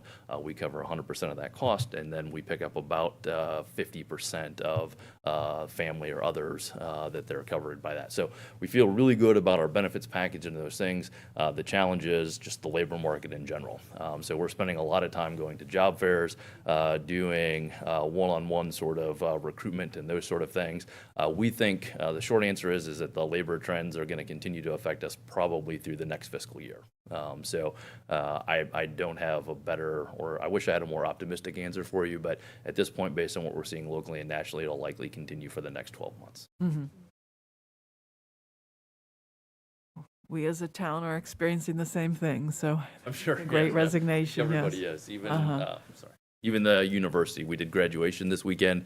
There's normally a cadre of folks that help support the transit service to that, including setting up bus lanes and other things like that, to which even the university said, we're sorry, folks, we don't have the folks to come out on Sunday to help you with those, so good luck. It all worked out well, but even the university and their contractors are having significant challenges. Mm-hmm. Thank you for that, Brian. Just one other quick question, and this is a real quick one. The mobility on demand, which sounds like a hugely popular service, is that fare free? No, it is a paid service. Uh-huh. I think it's, I say like $5 per ride. And I know they have it set up by zones. I will get back to you on like the specifics on that, because I do need to check in with Orange County just to make sure I'm giving you the right info. Mm-hmm. Do you know that too? Oh. So just to be clear too, that service only operates in the county, so it operates outside of Chapel Hill and Carrboro because we have our Easy Rider service that operates within the boundary. So this is a service outside of that, and it's operated by the county. It's not operated by Chapel Hill Transit. So there is a fee, and I think it varies. I think the most expensive version of it is $5, as Carolyn noted, but the county also subsidizes that for folks that use their other public transportation services. So I think there's a scale by which it's adjusted based on income and other things like that. Gotcha. But Okay. it is popular, relatively popular in the county because in many places it's serving are places that have no transit service whatsoever, and in most places we're not, prior to the mobility on demand, did not even have access to the OPT services or limited access to them. So Easy Rider is Chapel Hill, Carrboro municipalities, and then mobility on demand is everything else in the county. No, yes, Okay. yes, ma'am. Mhm. Thank you so much. Thanks, Susan. Sammy? Good to see y'all.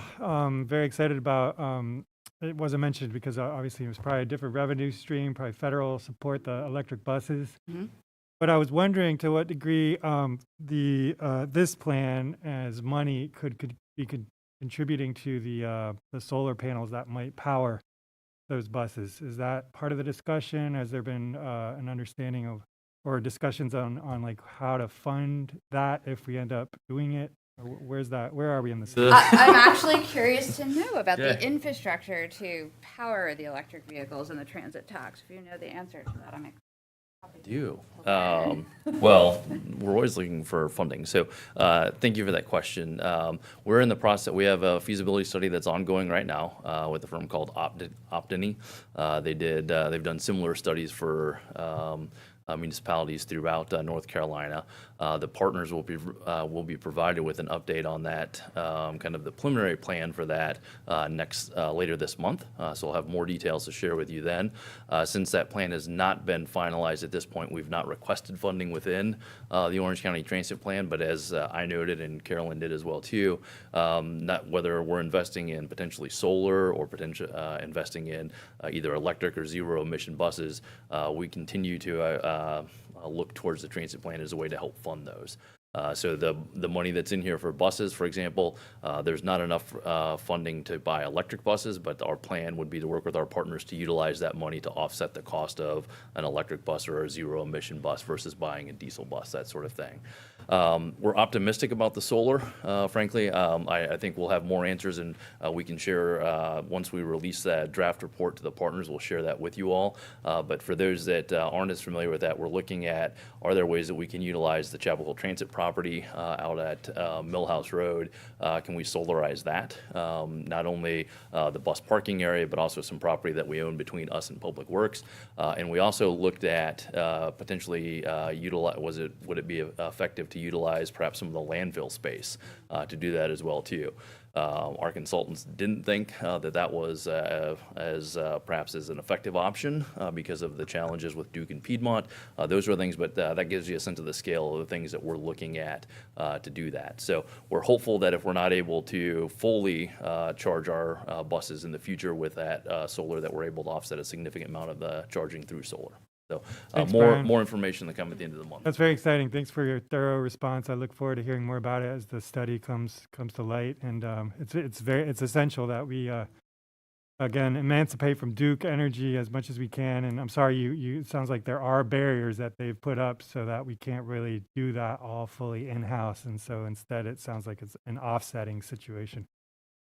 Yeah, so we've had, we haven't really run into too many barriers with them. We're just in an odd spot where we're in a Piedmont service area, and where we'd be transmitting from would be a Duke service area, and then potentially connecting to the grid and all of the stuff that comes with that. So we're looking at a way to see if there's a way where we could do it completely off the grid and outside of that, but there's also statutory requirements and other things, even outside of Duke's purview, that we'd have to work through and to make that happen. So Well, let us know legislatively if there's hopefully a change in who's in power in the state, and we may be able to have some collaboration with and action on the state level to make those laws different. we will do knock that on wood. once we move into that report. We will have that for you, Thanks, but Brian. that's possible.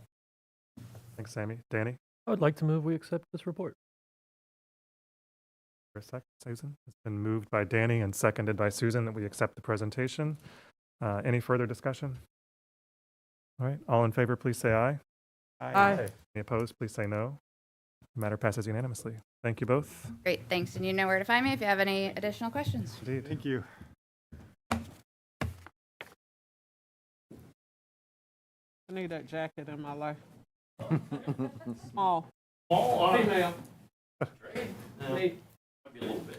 Nice jacket. My wife picked it up, not me. Leave it to a female. Thanks for being here, Brian. Do we want to wait a minute or two for Danny to return? I think that'd be good. Okay, so we'll recess for 2 or 3 minutes here.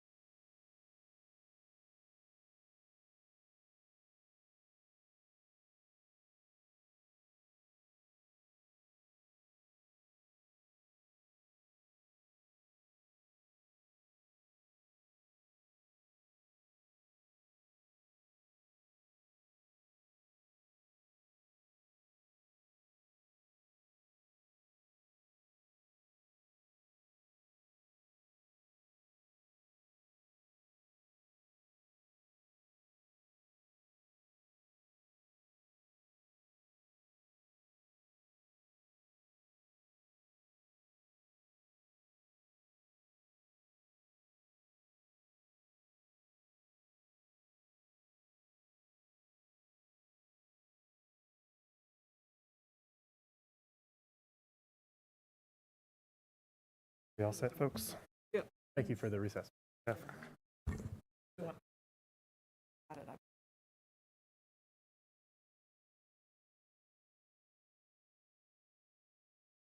Is it the Air Force?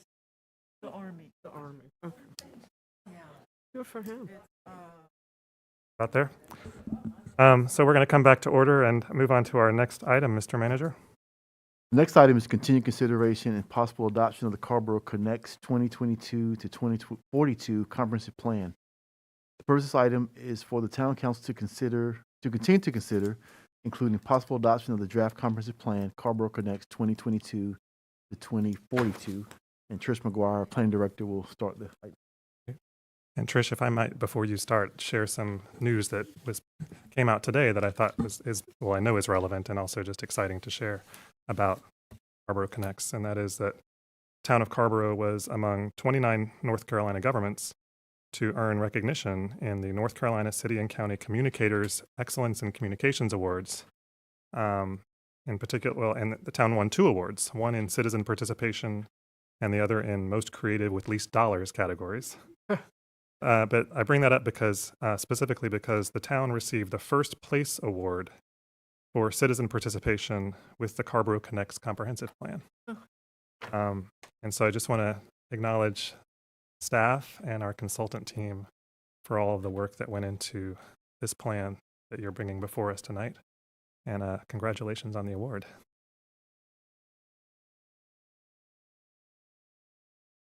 It's been a few weeks since we were with you, and we're really glad to be back. Scott Goldstein, Ben Berolsheimer, and I are the folks who've been a major part of the project team, but there are many, many other names and faces and voices who've been part of this. Scott and I have a brief presentation to share with you this evening, and then we'll be available to try and answer any questions that you have. First, we wanted to thank, actually, in the spirit of that award, thank the community, members of our town, who have participated in the process to this point and made it one that does reflect that it is a community process. I then wanted to just say thank you to the mayor and town council for your really your creativity and your passion for stepping up and leaning into some of the tasks we asked you to do to try and conduct this process during a pandemic. And so I appreciate so much the things that you shared about yourselves and the videos you made for the meetings, participating in the meetings, coming to the workshops, and I think in selecting a really wonderful task force. They're the third group on our list to appreciate for each of them bringing their particular perspectives and interests and talents and sharing that in the work that we've done so far. Making it really interesting and challenging, but reflective, I think, of what Carrboro aspires to be. Wanted to thank Scott, as a representative of many staff members, that he and Teresa Lockamy Consulting and the Center for Neighborhood Technology brought to the table to do this work in partnership with the town. They were very patient, incredibly able, very thoughtful, and I can only say that they really tried extremely hard to hear what they heard, what the people in Carrboro were saying, and to try and reflect that and incorporate into the document that you're looking at tonight. And then finally to staff from all the departments of the town and at all levels of our organization who really work on a daily basis, really contribute a considerable amount of their lives to the work of this town, and for their participating and trying to assist with bringing together a document that is just intended to help, shape actions and steps and work in the next 20 years. So, and thanks for bringing a notice to that award. It was really delightful to receive that that news. So we do have those acknowledgments for you. This is a reflection of the timeline that where we've been, where we are right now, and where we hope we're going. Once we've got an adopted plan, we really do begin with the implementation steps. And as you would probably guess, because of budgeting and because of the ARPA funding, some of the things, there's been already a lot of talk about the things that are incorporated into this plan and trying to figure out how we can actually actively begin implementation of those even before it's adopted. But we're not going to act until we know that this is the plan that you want to have adopted. So with that, we have a set of attachments that were included in your packet tonight, brief abstract, a resolution for adopting the plan, the adoption draft version of the plan itself, which is also on the website for Carrboro Connects.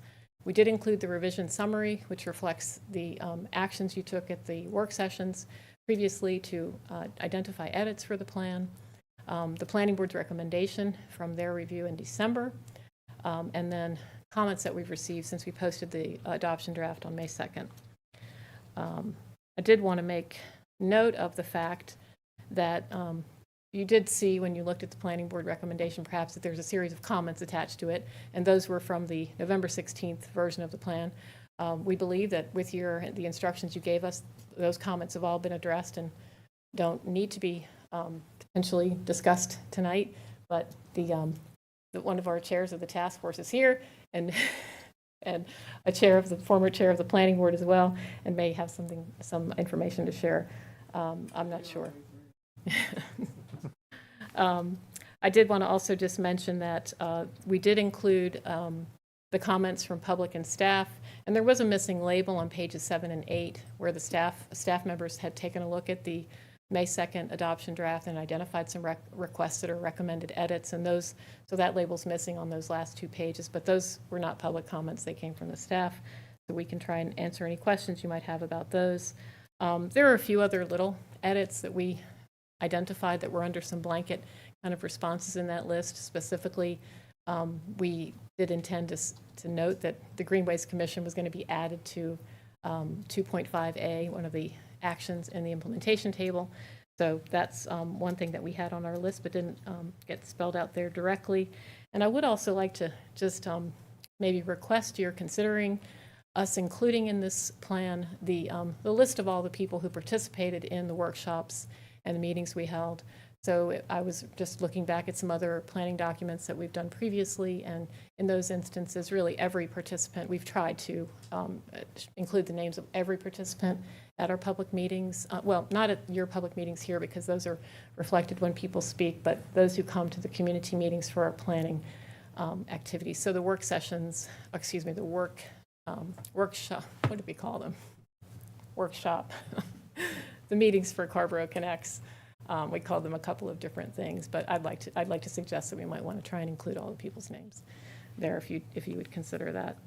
The draft you have before you this evening is the result of a plan development that includes 2 public hearings, one in November and one in February, work sessions that you held in March, the comments from many stakeholders, staff, the public, yourselves, and then and specifically the continued integration of the action you all took in early February to adopt One Orange, the racial equity framework for the county, for us and the county. So, all of this was preceded by lots of work.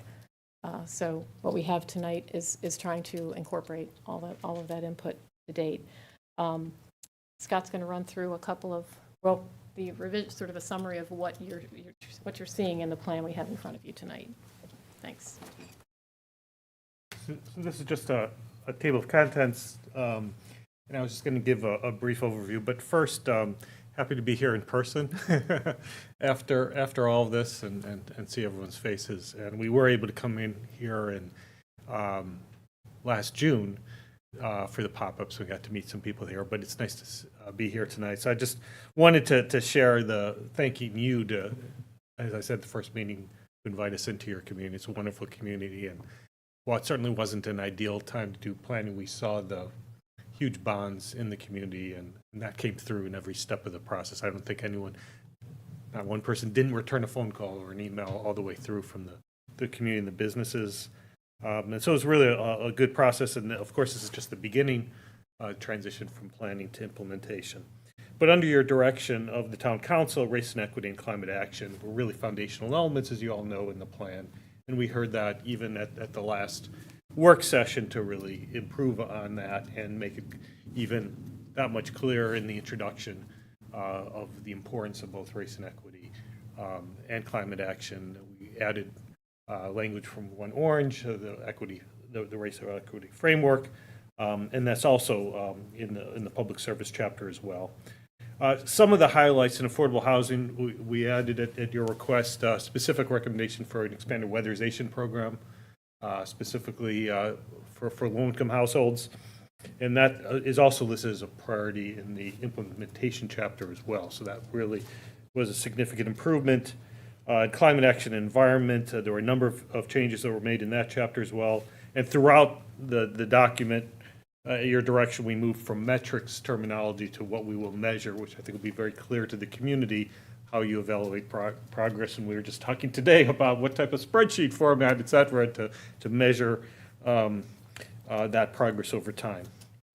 In transportation mobility, there's a significantly refined transportation strategy map. In there, you asked us to put more detail of what was proposed versus already exists. In economic sustainability, there's a greater emphasis on locally owned businesses. Also add several references to the importance of attracting light industry that can offer living wage jobs.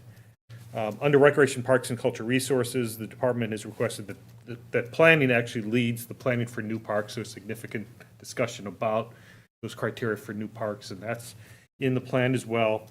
Land use, you'll see that the existing and future land use maps are significantly updated as well. The categories are better refined, the definitions are better made, so it's very clear to understand what is multifamily versus residential and how ADUs play into that.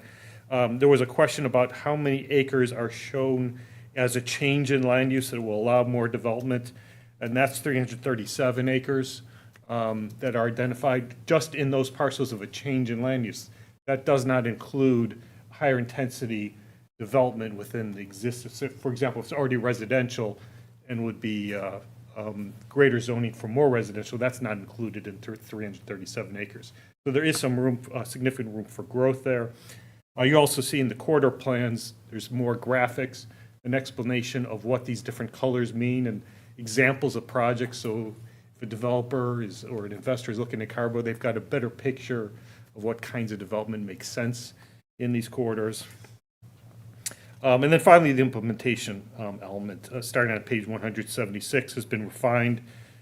There are 5 major priorities for implementation in each of the areas of the project in terms of timeline and resources that are needed to implement them.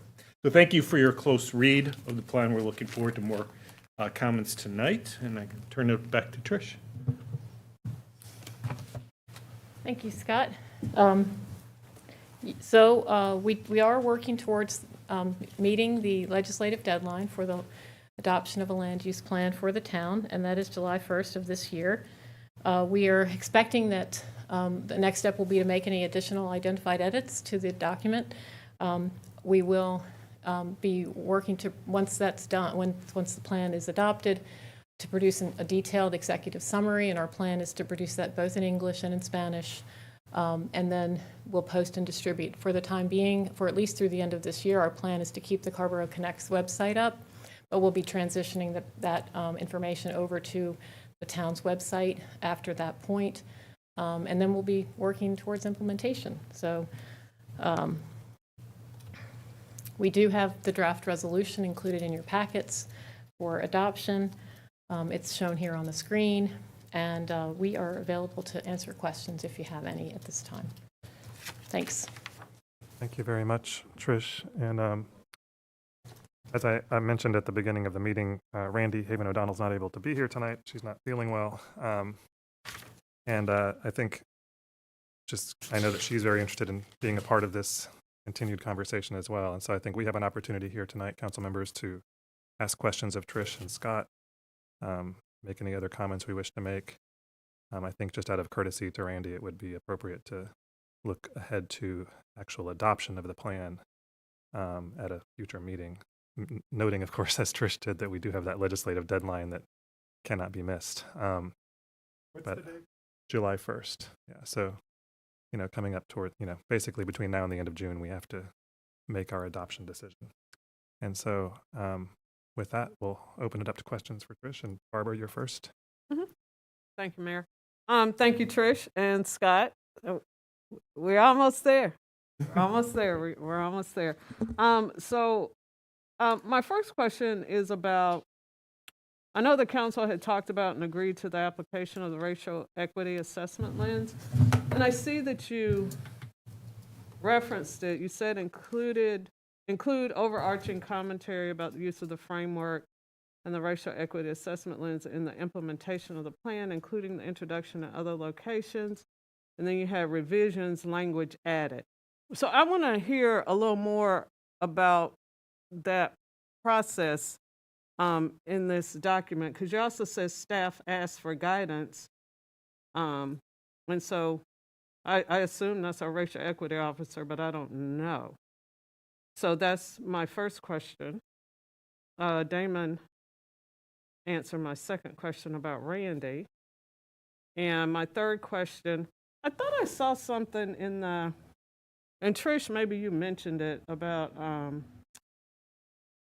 the greenways. I saw something in the, I don't have it here, the implementation plan.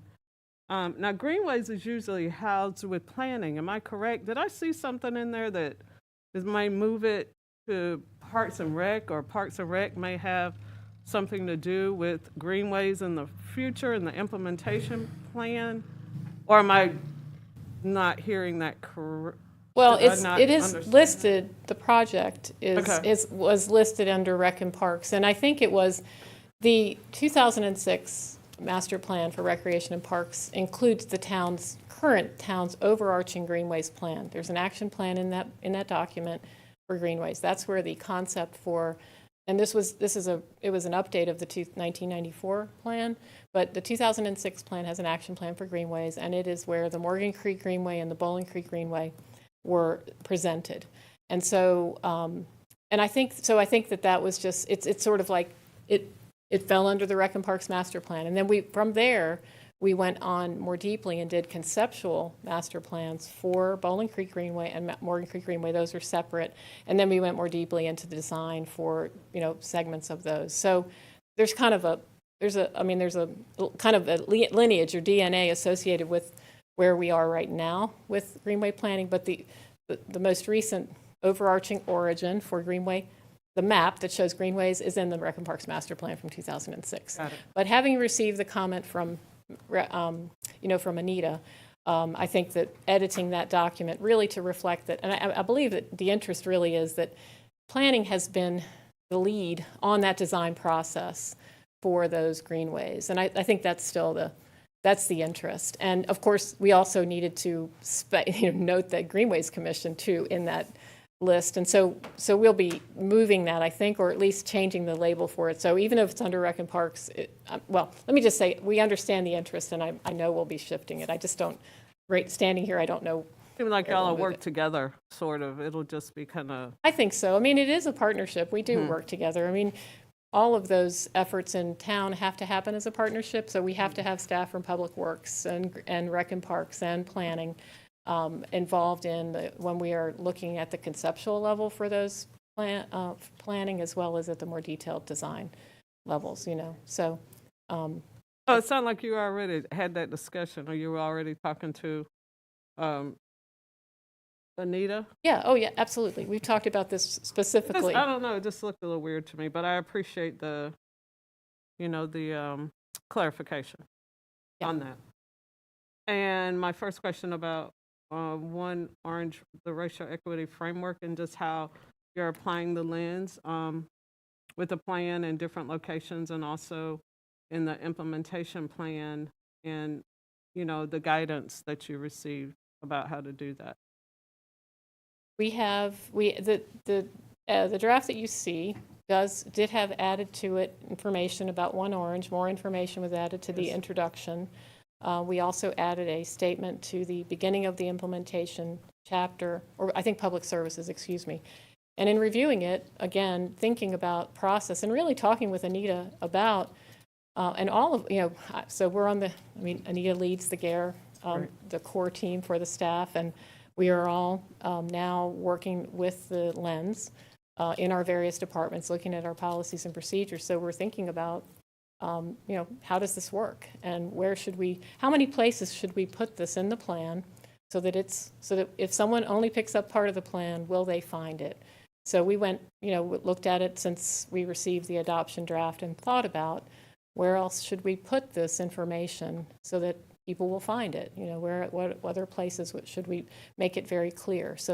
And what we want to make clear is that the beginnings of all of these implementation steps are that we will be using the lens, the framework, in order to start those next steps. So that's what we're trying to make clear in this plan, as well as in all of our work by staff members of the town. So are you saying that we're going to adopt it without the lens? Or I'm a little confused because I heard you say that you added, some verbiage and some words, or whatever here and there for reference, but is the lens going to be applied prior to us adopting? That's what I'm trying to understand. I think I have a little bit of confusion. Maybe it's just terminology. I mean, everyone involved in the plan, the staff, the consultants, the task force, were all beneficiaries of being involved in the GARE training, and that was used to develop the plan. So every chapter talks about how that chapter relates to race and equity. In the implementation plan, every item is marked. So I think that we've added the One Orange racial equity framework direct reference into the plan because that wasn't ready yet when we were doing it, but that was the basis for developing the plan, was using that lens. Now, there's further steps that need to be taken as part of implementation to move forward, but I think it is embedded throughout every aspect of the plan. It's embedded through the training of everyone. Is that? In the language, every single chapter talks explicitly how the recommendations of that chapter relate to racial equity, and in the implementation plan, every item that directly relates to race and equity and climate action are highlighted, plus that lens was used specifically by the task force to choose which were the priority projects to highlight. So I think the entire process, because we heard from you all from the very beginning how important that was to the town of Carrboro. So that's how the task force listened to the community and then developed what the priorities of the plan are. I'm going to let somebody else go ahead and ask questions while I digest that. Thank you. Barbara? Mm-hmm. Well, if I could on that, am I correct that page 10 through 12, that this is largely new? That the context around the GARE framework on page 10 and 11 is significantly beefed up, and that where we have this on language section on page 12, which was largely there in the previous draft, has also been expanded. So to my, That's correct. So to my mind, Barbara, I think it's a little bit buried in this immense document, and it's difficult to focus on any particular part, but the introduction in particular. But I think, to my mind, I see this much more centralized in the upfront, and I feel like it has a pretty coherent through line through the document. And so I think, maybe Scott and Tricia's closeness to it, they may be underestimating the extent to which it's been moved to the forefront of this draft. Oh, that's what you think? A little bit. I think that I think page 10 and 11 answer substantively quite a bit of what we talked about in our last meeting. I may be mistaken, but it seems to provide a good vocabulary through which to read the rest of the plan. But remember now, the way you look at it and the way I look at it is different. But I appreciate that's certainly true. Input. This is why focus on race and equity. That page does the section, the language, the One Orange countywide racial equity framework, the why focus on race and equity. Those were added to respond to your the comments we in discussion previously. And could I try and answer what I think I heard you ask, Barbara, about the lens? So we used the word lens before we had the lens, before we had the reel. We used through an act. People use that language to describe looking at, race and equity through this lens. Use that as a lens for, looking at our comprehensive plan development. So, but with the adoption of One Orange in February, we have not analyzed this whole plan using that yet. I mean, what we will be doing is, since it identifies projects and strategies, we will be analyzing those projects and strategies. We will be using the lens to evaluate them as the beginning step of moving forward with implementation. So we use the tools we had, which were not one orange, the tools we had to try and understand advancing racial equity, acting on the climate crisis. We tried to use those tools prior to that in developing the goals and strategies, identifying the projects, spelling out the vision statements, et cetera.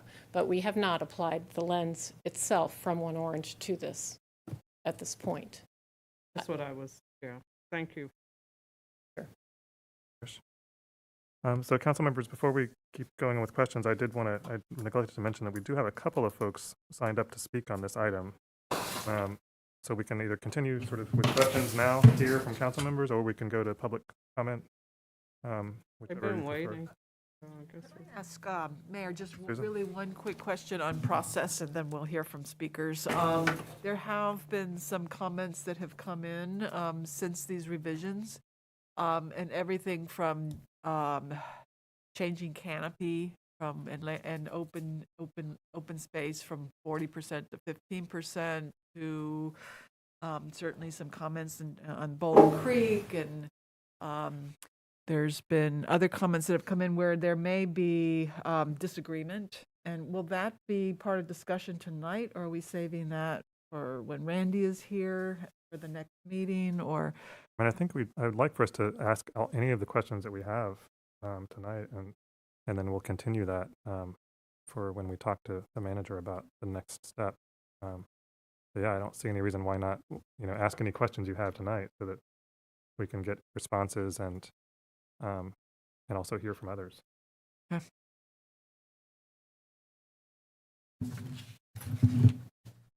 Okay, so we'll have two folks signed up to speak, and then I don't know if, Catherine, if you also wanted to sign up to speak? The sheet disappeared by the time I got here, so yes, I'd love to. Okay, great. All right, so I'll just go in the order that I have folks signed up, and the first one is Diana Newton.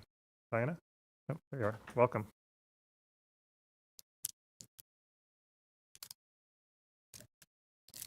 And as you know, Diana, we do the whole 3-minute thing, so I'll start that whole timer. Thank you, Damon, and all council members. I appreciate all the hard and long work that has gone into this document. I have a specific question in the stormwater section that I don't see any mention of the development of what I understand to be the flood resilience framework or the stormwater infrastructure condition assessment that is a commitment by the town. So I'm just wondering why that's not in there. Seems if it's a townwide comprehensive effort and an assessment upon which many actions will be taken, that ought to be included in there. And thanks for that, Diana. Can you list those two again? There's the flood resistance. The flood resilience framework, right, and the stormwater condition assessment, stormwater infrastructure assessment, condition assessment inventory, something like that. Okay. Beyond that, I previously had written rather extensively on the importance of the concept of metrics, and I understand that the language has been changed to what we will measure, and the assertion that will be, just perfectly clear to the public. Out of a 231-page document, this is what we have on measurement. Sorry, that's what you what? This is what is included on measurement. Now, I don't understand how this comprehensive a plan can hope to effectively identify what good looks like and success based on 35 items that just say, for example, in many, many instances, we will measure the number of. So if you're buying your dream house for 20 years, do you want to know the number of windows you're going to have, or is it the number of windows you asked for or needed more of in the right place for which room? I would beg to assert that it's the latter. I find these measures are very generic and loose, and they do not tell me, are you looking for an increase in the number? Are you going to be in absolute numbers or percentages? What?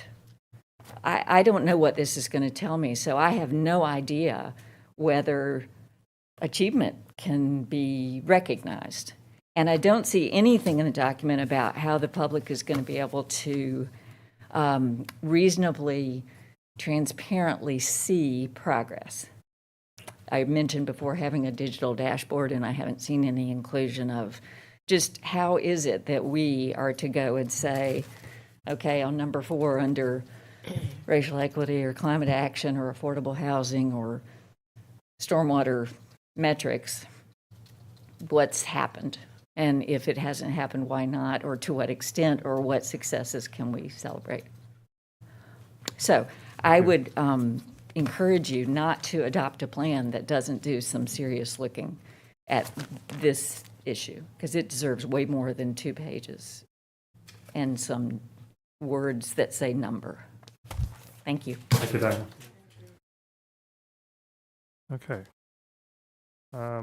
Next, I have signed up Linda Hawk. Welcome, Linda. I was going to go by one word.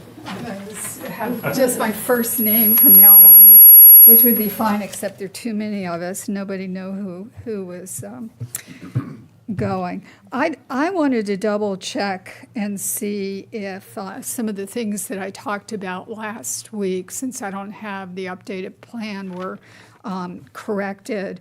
And I guess the first most major one would be this under stormwater infrastructure, whether the Bowling Creek Greenway Conceptual Master Plan from 2009, whether that had been taken out, and the watershed restoration plan of 2012 had been substituted, since there are a lot of issues in terms of stormwater with the first That was on one. my list of questions for tonight, so that we will be talking about that. Yeah. Okay, so that was the first one. And then there was the 2006 Greenway Master Plan, which was really the 2009 Master Plan. I saw again, it said updated bike plan. And I just, having served on the steering committee, it wasn't really I'm a writer, so I'm sorry if I'm concentrating on language and words, but it wasn't really an update of the 2009 plan, in the sense that that bike plan was pretty much everything was completed in it, except for phases 3 and 4 of the Bowling Creek Greenway part, which was the controversial part. And so in a way, it was more a new vision instead of an update, because there were just all kinds of new stuff that, and I wouldn't want it to,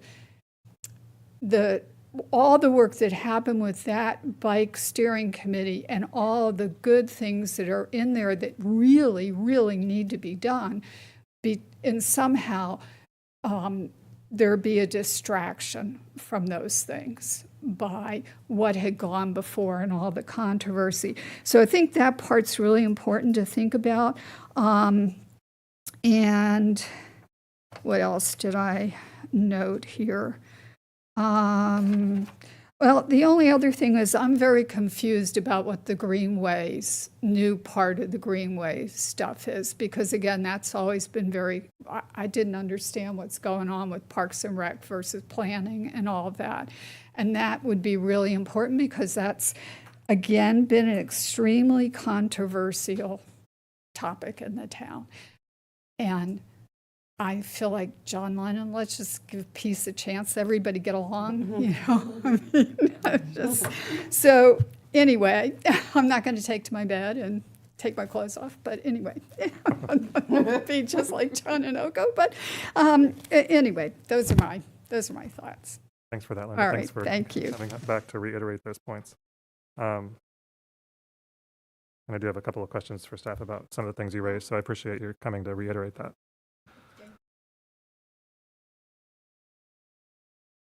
Okay, Catherine Frey, welcome. Good to see you.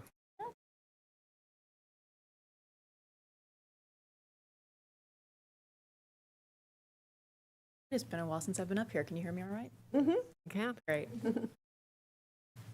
I just wanted to start by thanking the Tesca and team and staff who, I can say the last couple of years have been a real pleasure working with the task force, and they helped make that easy for us, right? I do have a few comments, having read through, I think, about 8 drafts of this thing at this point. There are a few points on which I've found, as we've proceeded through the process, that what you might call the Carrboro status quo exerts a very strong hold in this plan. And that is the case despite the task force and at various times other advisory boards taking that on in comments. We've polled and have gotten some changes in language, but almost always more watered down than we intended. There are a couple points that I'll highlight on that, but there's the first big overarching point is something that was brought up earlier, that some of the goals and the measurements remain a little vaguer. When I went into this, I actually, Barbara, you may remember, I reached out to you and asked about the statement of work, because one thing that I was surprised at was that there were not as many references to, there were many references to best practice, but not a lot of specific best practices, especially around LUO changes. What LUO changes might be required in order to make progress toward the goals and the strategies that were listed. What I learned was that that was not explicitly called out in the statement of work, was a mass of research, right, that was not part of the statement of work and therefore did not take place and isn't represented in this plan now. That's something that the town's got to figure out how to undertake. But I think there are some things that we already know that we can do that are not yet fully represented in this plan. And I would encourage you to take one more pass at this before implementing it. I know that time is becoming short. And I would also, so there's sort of 2 of them. One point is there were a lot of points on which people in the town disagree. We disagree about our values. There's a tension in this plan between different visions of what Carrboro should be. I think we have a consensus on our value statement, but we still disagree on what the town looks like when we implement those values. The consultants and staff, for obvious reasons, can't resolve those. Those are political questions. And so I would ask you to ensure that you don't shy away from resolving some of those political questions. I would encourage you to, on the contrary, to actually embrace controversy on some of these points and say, there is a particular direction that we're going to go. And of everybody who's been involved in this process and has advised on the process and contributed to it, in the end, the town council is the body that can make sure that this plan is pulling in one direction. Can you name some of those? I think Make we it actually had a easy. great example. The greenways stand out as an example. There were long stretches of the project where we were not able to engage with the past plans because it is controversial, because there have been holds on that discussion. And there is definitely a difference of opinion in the town as to where our values lead us on greenways. I've got my opinions, Linda's got opinions, everybody's got opinions. In the end, the town council is the body that can resolve those for this document, for the town for this time. I think another one is probably parking. And that's the one, aside from this point, that we do not have enough clarity in the changes that we're going to make to the LUO. It says, when you get into the land use section, it says over and over again, study, consider, investigate. We lose a lot of the strong language that we got in some other sections when we get into land use. The schedule calls for us to begin to make actual changes to the land use ordinance in 2025. It's a lot of work, but I think given the impact that the land use ordinance is going to have on the built environment in Carrboro, I think that's not fast enough. So I would ask you to look at that schedule hard and think if there are ways you can pull that forward, be more specific. Okay, so parking, because this is my personal bugbear, right? This is where even the Comprehensive Plan Task Force did not fully agree on this. The Planning Board did not fully agree on this. So I want to be clear that I'm speaking as a private citizen who's been looking at this project for a long time. every time we talked about removing parking minimums, what we got was remove parking minimums plus a lot of clarifying language that takes a lot of the intent out of that statement. If Raleigh can remove parking minimums, Carrboro can do it. And so there are a lot of places in the plan where parking is referenced and where the effect of, where making small changes is suggested. I think we need to scale that up. I was surprised to find that parking reductions are not listed in in the stormwater infrastructure section. They're not listed clearly in the affordable housing section, even though we know the contribution that parking makes to the cost of housing. They're not even fully called out in some of the land use sections. Parking is called out as being separate from other strategies in the land use ordinance that can help us get in the direction that we're going. And just, Catherine, you are over your time, so just. Thank you. And I'm going to wrap up there. I think I've gotten my points across. I hope that you can make some final tweaks to this document to help it lead us to the Carrboro that we'd actually like to be living in 10, 15, 20 years. Thanks so much. Thank you. Thank you. Thanks, Catherine. Okay. Those are the folks I had signed up. So maybe we'll return to questions from council members for staff, for Trish, or for Scott.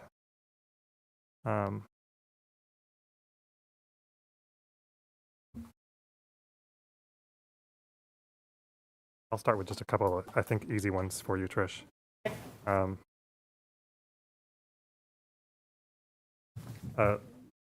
There is that mention on page 82 of the, and it's a stormwater discussion. There's a mention of the Bowling Creek Greenway Conceptual Master Plan. It does seem like that's supposed to be a reference to the watershed Yes, it is. restoration That's plan. one of the ones we have listed in the requested edits. So I know Linda just walked out, but that is, we'll I'll make sure she knows that that's a correction we will make, and that was Yes. basically just a wrong document being cited there. Yep. And then second, I think the other comment that Linda's made a couple times to us in the past 2 weeks has been about, I think there's been some confusion between what you actually were describing in reference to Barbara's question earlier, which is there's the 2006 sort of master plan. It's a Parks and Rec document, right? That was sort of a precursor document to some later policy development work, which led to the Morgan Creek conceptual plan, the Bowling Creek conceptual plan, and then those each went through their own planning process and down the way. Yes. So it is in fact the case that, when you called out the master plan from 2006, that you did mean in fact to call that out. Yes. That's correct. That is right. Just wanted to clarify that for folks. Yeah. And so those were just those two items that we heard tonight. And I know council members will probably have questions or comments about some of the other comments we heard tonight as well.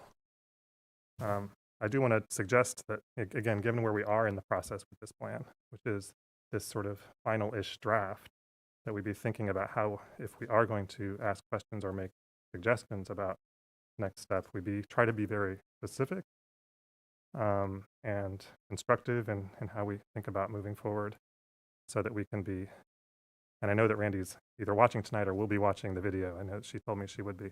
And I know that she'll be eager to participate in that as well. So the next time that this comes back to us, we need to be essentially ready for us to consider adoption. And so as we go through further questions and comments tonight, let's try to be clear that staff, so that Trish and Scott understand what it is we're either asking or recommending. Yes, Barbara. Thank you, Mayor. So now we're talking about time, because this has to be approved by July 1 and by our last meeting in June, if not before. And so what is a time frame to give Scott and Trish and whomever else any edits or anything, any changes or clarifications that we asked for tonight, or maybe even later on this week? I guess I'm asking you guys, what need by when in order to, because I'm assuming you want to get the finalish draft back to us. Yeah, I mean, I think ideally we would raise those questions or edits right now, tonight. Yeah, okay. So that Trish knows what it is we're asking for. And then have an opportunity, I mean, I think we haven't discussed this with the manager yet about when would be the best future meeting in June to bring this back. But I guess that would be kind of the time frame that we're thinking about. Oh. But I'm imagining, you know, a meeting in June where we, Mhm. I think the June 7th meeting, if I understand, is pretty loaded, if I remember June 7th, the first. Richard telling me that before, but I don't remember. You know. That other meeting we're canceling, right, too? There's also that one, but I think that may hit up against people being out of town. We have this tentatively scheduled for June as your. So June 7th is what this is. Oh, okay. So we've already got that kind of as a placeholder. Oh, it's already there. In case Okay. we need it, yes. That's helpful. Great. Okay. But you would want all and any changes or clarifications. Is there a date if it's not tonight? I mean, you know what I mean? If we don't. Yeah. Especially with Randy not being here for one, and if, you know, we think of something else based on this presentation that may not be tonight.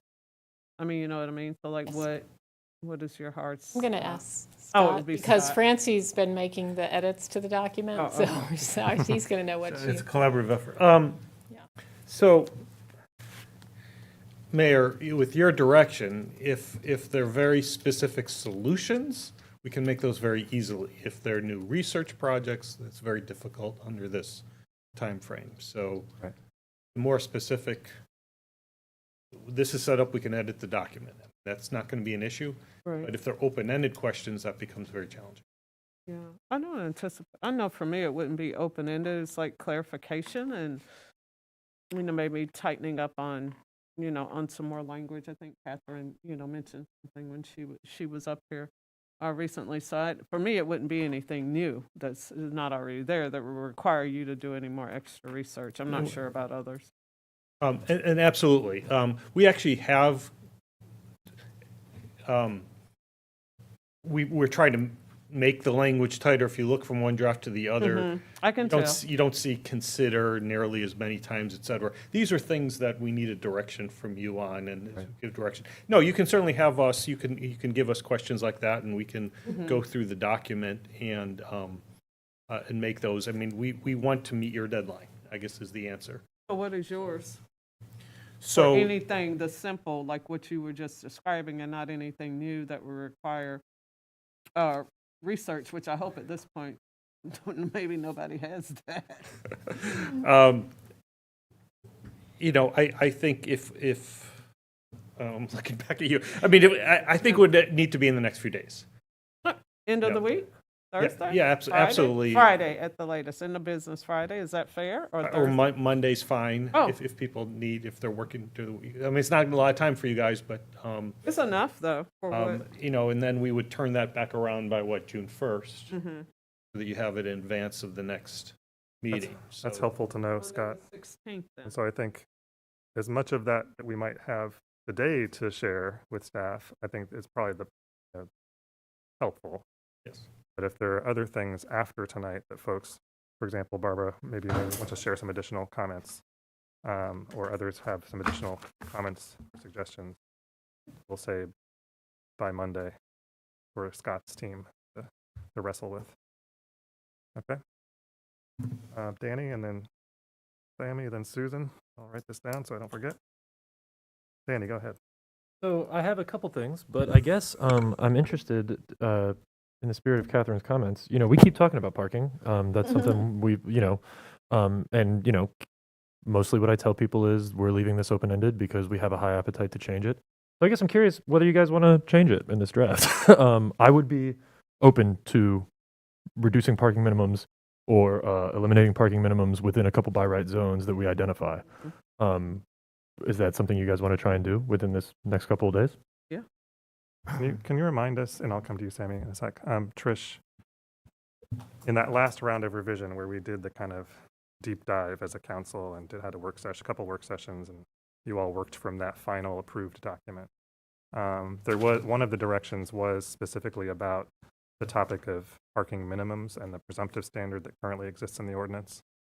Yes. And I think the direction was something along the lines of that are essentially the council's intent is to, and please correct me if I don't know exactly remember where to look in the document, but to essentially eliminate minimums in residential districts on transit corridors or something like that. Yes, that's right.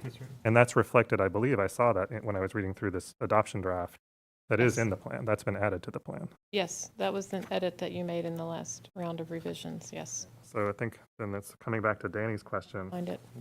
Using that as kind of where we are now in terms of what's in the adoption draft.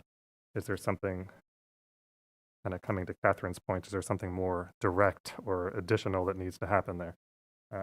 So I come back to Danny, or if Sammy, you had a question for Danny, or Well, I mean, I had an answer for Danny. He's asking if we have an appetite for it. And I personally am for getting rid of, maybe making our minimums that currently exist for residential our maximums. And anything below that, is up to the developer to figure out on themselves. In terms of commercial, I think we're in the middle of having that conversation in our with our parking plan.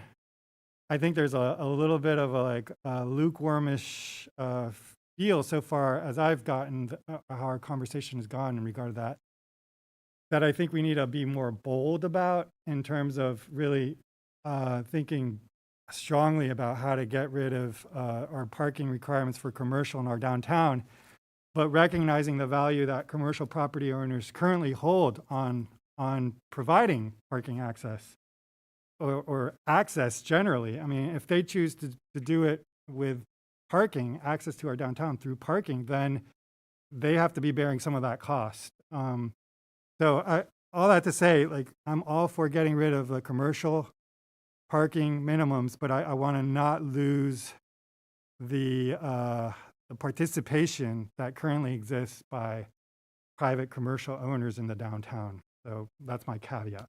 Thanks, Sammy. So the current, I just looked up the language we were talking about that you all responded to in our last direction, which was, and this is probably I would say the firmest direction we gave on this question, which is update requirements to remove minimum requirements for residential development close to transit. Sorry. Is that, and then there's in the implementation plan addressing that item, there's a statement to the effect of doing that.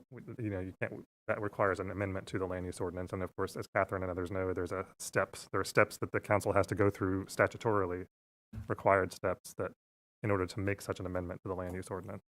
But the idea behind this language in the plan and in the implementation section is to say, we're doing this, and we will make that amendment to the ordinance. So I guess coming back to Danny. I guess my question really boils down to, do we want to extend that out from, I mean, this is going to dovetail on some of the comments about land use generally and housing, but I guess whether we feel like identifying in the corridors, like with this direct language, is strong enough for townwide parking minimums. And I guess I share that I would extend it to residential Broadway rather than just the high traffic or transit connected corridors. I'm scrolling around trying to find a particular cause that you're referencing, Damon, if you have the page in front of you.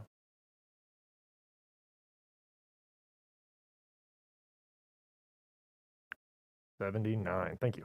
Thank you, Ben.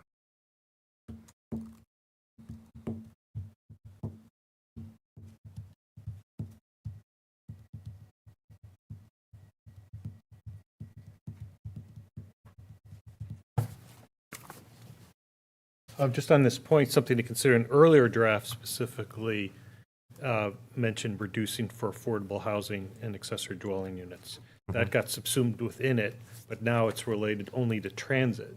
The original recommendation was not only related to transit, it was related to affordable housing and ADUs. Thanks. Might want to put that one back in. I guess my feeling is the reason we moved away from that is that we don't want to pin this to housing affordability. Yeah. That's why. Yeah. The lack of is housing affordability. The lack of requiring. Basically, can we be as aggressive as Mebane? Can we do that? So basically, for all residential zoning, we are getting rid of parking minimum. That's what's on the table. And I would say yes. I thought that was I thought it was currently, at one point, was there conversation that there would be one parking space for the residential? I mean, I honestly think that developers know what sells, and we can trust they'll do it. That's my perspective. I don't know if that answers your question.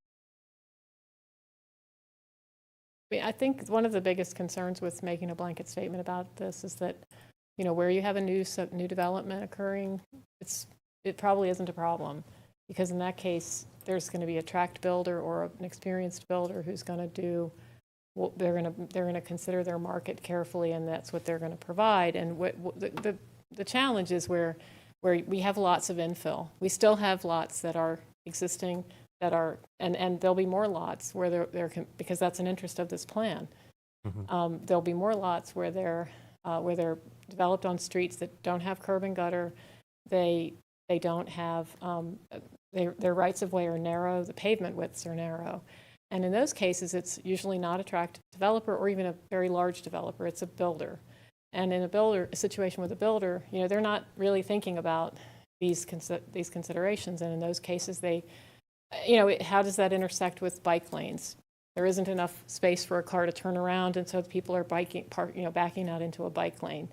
That's not really a good thing, in a town where we're trying to promote people riding bicycles. So, the devil's in the details when it comes to this, and it really has the greatest negative effect, I think, in existing older areas of town where there are different development standards that don't meet, the rest of the picture.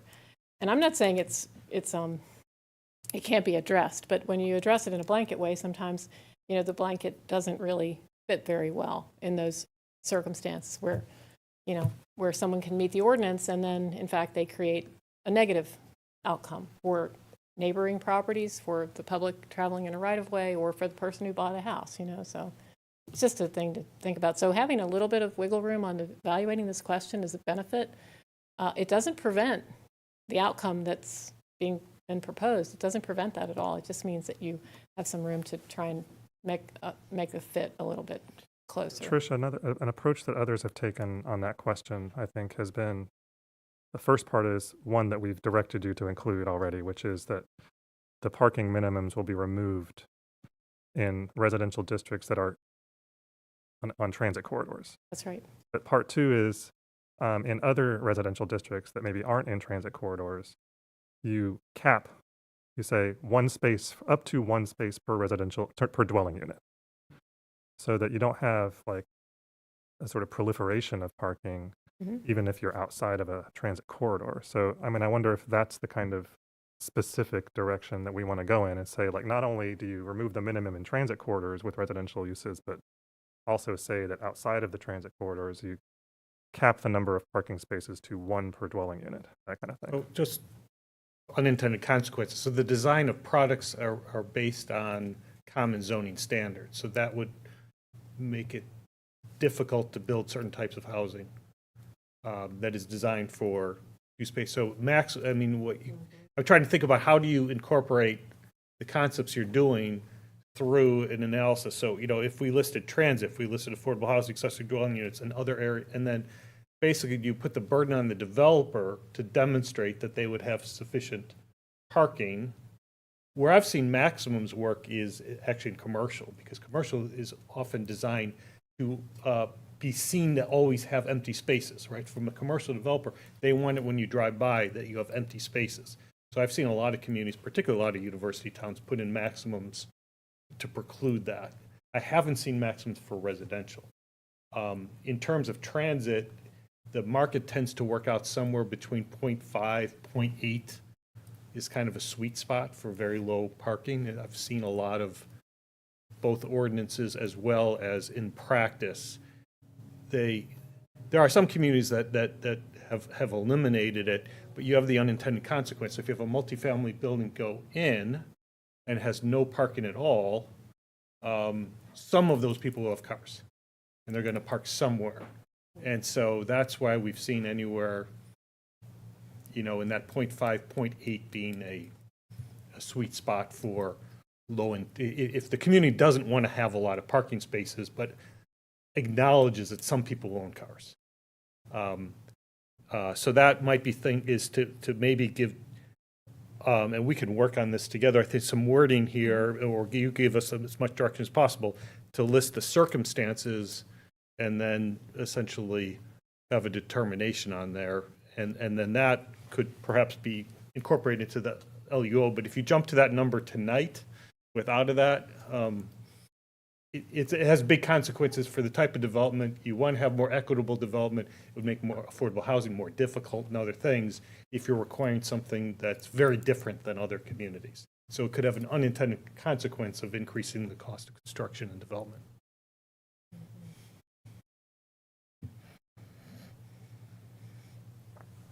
Well, the blanket statement is not recommended because of the varying circumstances of development within our community, existing and to come, and infill and everything in between. Remember, a comprehensive plan is a guiding document. It's a policy document. It's not your LUO. So you could be very clear here what your goals are. Your goals are you make it very clear. The goal here is to minimize the number of parking spaces, right? But it does mean further analysis needs to be done of exactly how to change the LUO rather than deciding that tonight. So it's meant to provide direction, and I think the interest maybe you're hearing is we want to be as clear about that direction as we can be.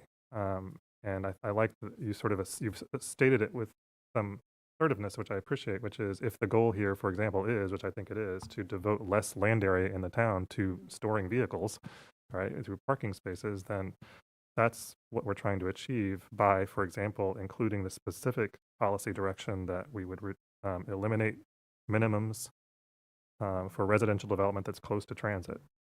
So I think the question for council members is that the direction you want us to give the staff? Is that the direction?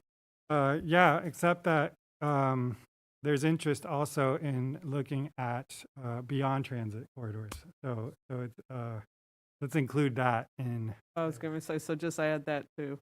So have a list of, so it'd be transit would be one, I want to say areas that have sufficient street parking. That's not the right language, but if we have the direction from you that the overall goal is to consider maximums, we could include that. I don't know if you've come to that point of definitively saying. It could be, reduce minimums and consider maximums as tools for reducing the amount of space that is devoted to parking in residential areas outside of transit-connected districts or whatever it is.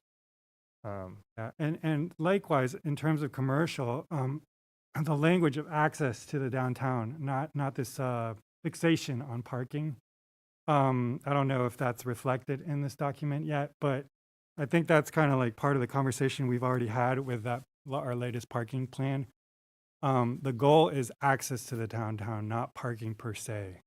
And how we get there is then a conversation with the downtown business owners in terms of how they're going to share in that cost and the cost benefit analysis of the various options, some cheaper than others, by which we will achieve that access. And so I don't know how that language could be incorporated in there, but again, it's that general guidance of this is the direction. We want to minimize storage of vehicles. We want to maximize transit, biking, and walking, and emancipate from cars. Give you examples. So say if Carrboro Plaza was redeveloped as a mixed-use site, you would look at shared parking, you'd look at maybe a maximum there, you'd look at all these different ways to create a greener, higher density, more transit-friendly location, right? With more development on there, more land devoted to people than cars. I think, a specific example conceptually that always comes to mind for me in this conversation is ending up in situations where you have either a commercial development or a mixed-use development where the developer, because of the way the land use ordinance is written, is oversupplying the parking. And I've had developers tell me that they do that, not because they want to, but because they don't want to go through the step of justifying, as you're required to do in our current land use ordinance, coming below the requirement. So you have a sort of reverse incentive in the land use ordinance today. And I think that's what we want to fix. Well, and oftentimes their lender. Well, that's part of it too. But I think And so that's something to consider, that by the town having stronger language, they can then go back to their lender and say, this is the way it has to be built in Carrboro. It's a strong market. The project's being successful for X, Y, and Z reasons. And by removing a minimum or reducing a minimum in a given district, it's not that you're saying there won't be parking there. It's that the town's presumptive standard is no longer forcing them in a direction that maybe we don't want them to go. Instead, it's the requirements of the lender, for example, or whatever the other kind of market forces are in place that are requiring them to do that. But not the town's requirements or presumptive standards forcing them that direction. Just wanted to add into the somehow the incentivizing of off-site parking for employees. And so this came up for the 201 North Greensboro, where the land use ordinance, I think, had over 50 parking spaces required. That the developer was, suggested 43, but then was going to actually even try and lower that if if he could work out a deal on the off-site employee parking. So that would be another way to go at this.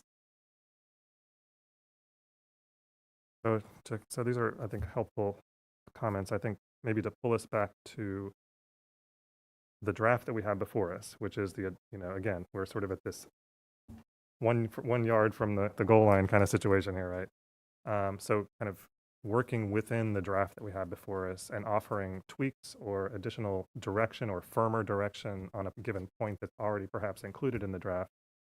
Can we be clear here in direction so that it doesn't require a lot of additional work on the part of Trish and the consultants to rewrite something? Danny? I do have one more such edit. If you wouldn't mind pulling up 145, the future land use map, just so that we can look at it, that would be very helpful. Basically, my concern with this is, our zoning goals, I think, are really reflective in that part of the plan about what we want to do. And then we have this land use map that I think we haven't pushed as hard as we have pushed the language in the zoning goals. And my big concern is, and I also have it here somewhere. There. 141, you mean? I may well mean 141. I'm all higgledy-piggledy between my PDFs here. The page numbers are...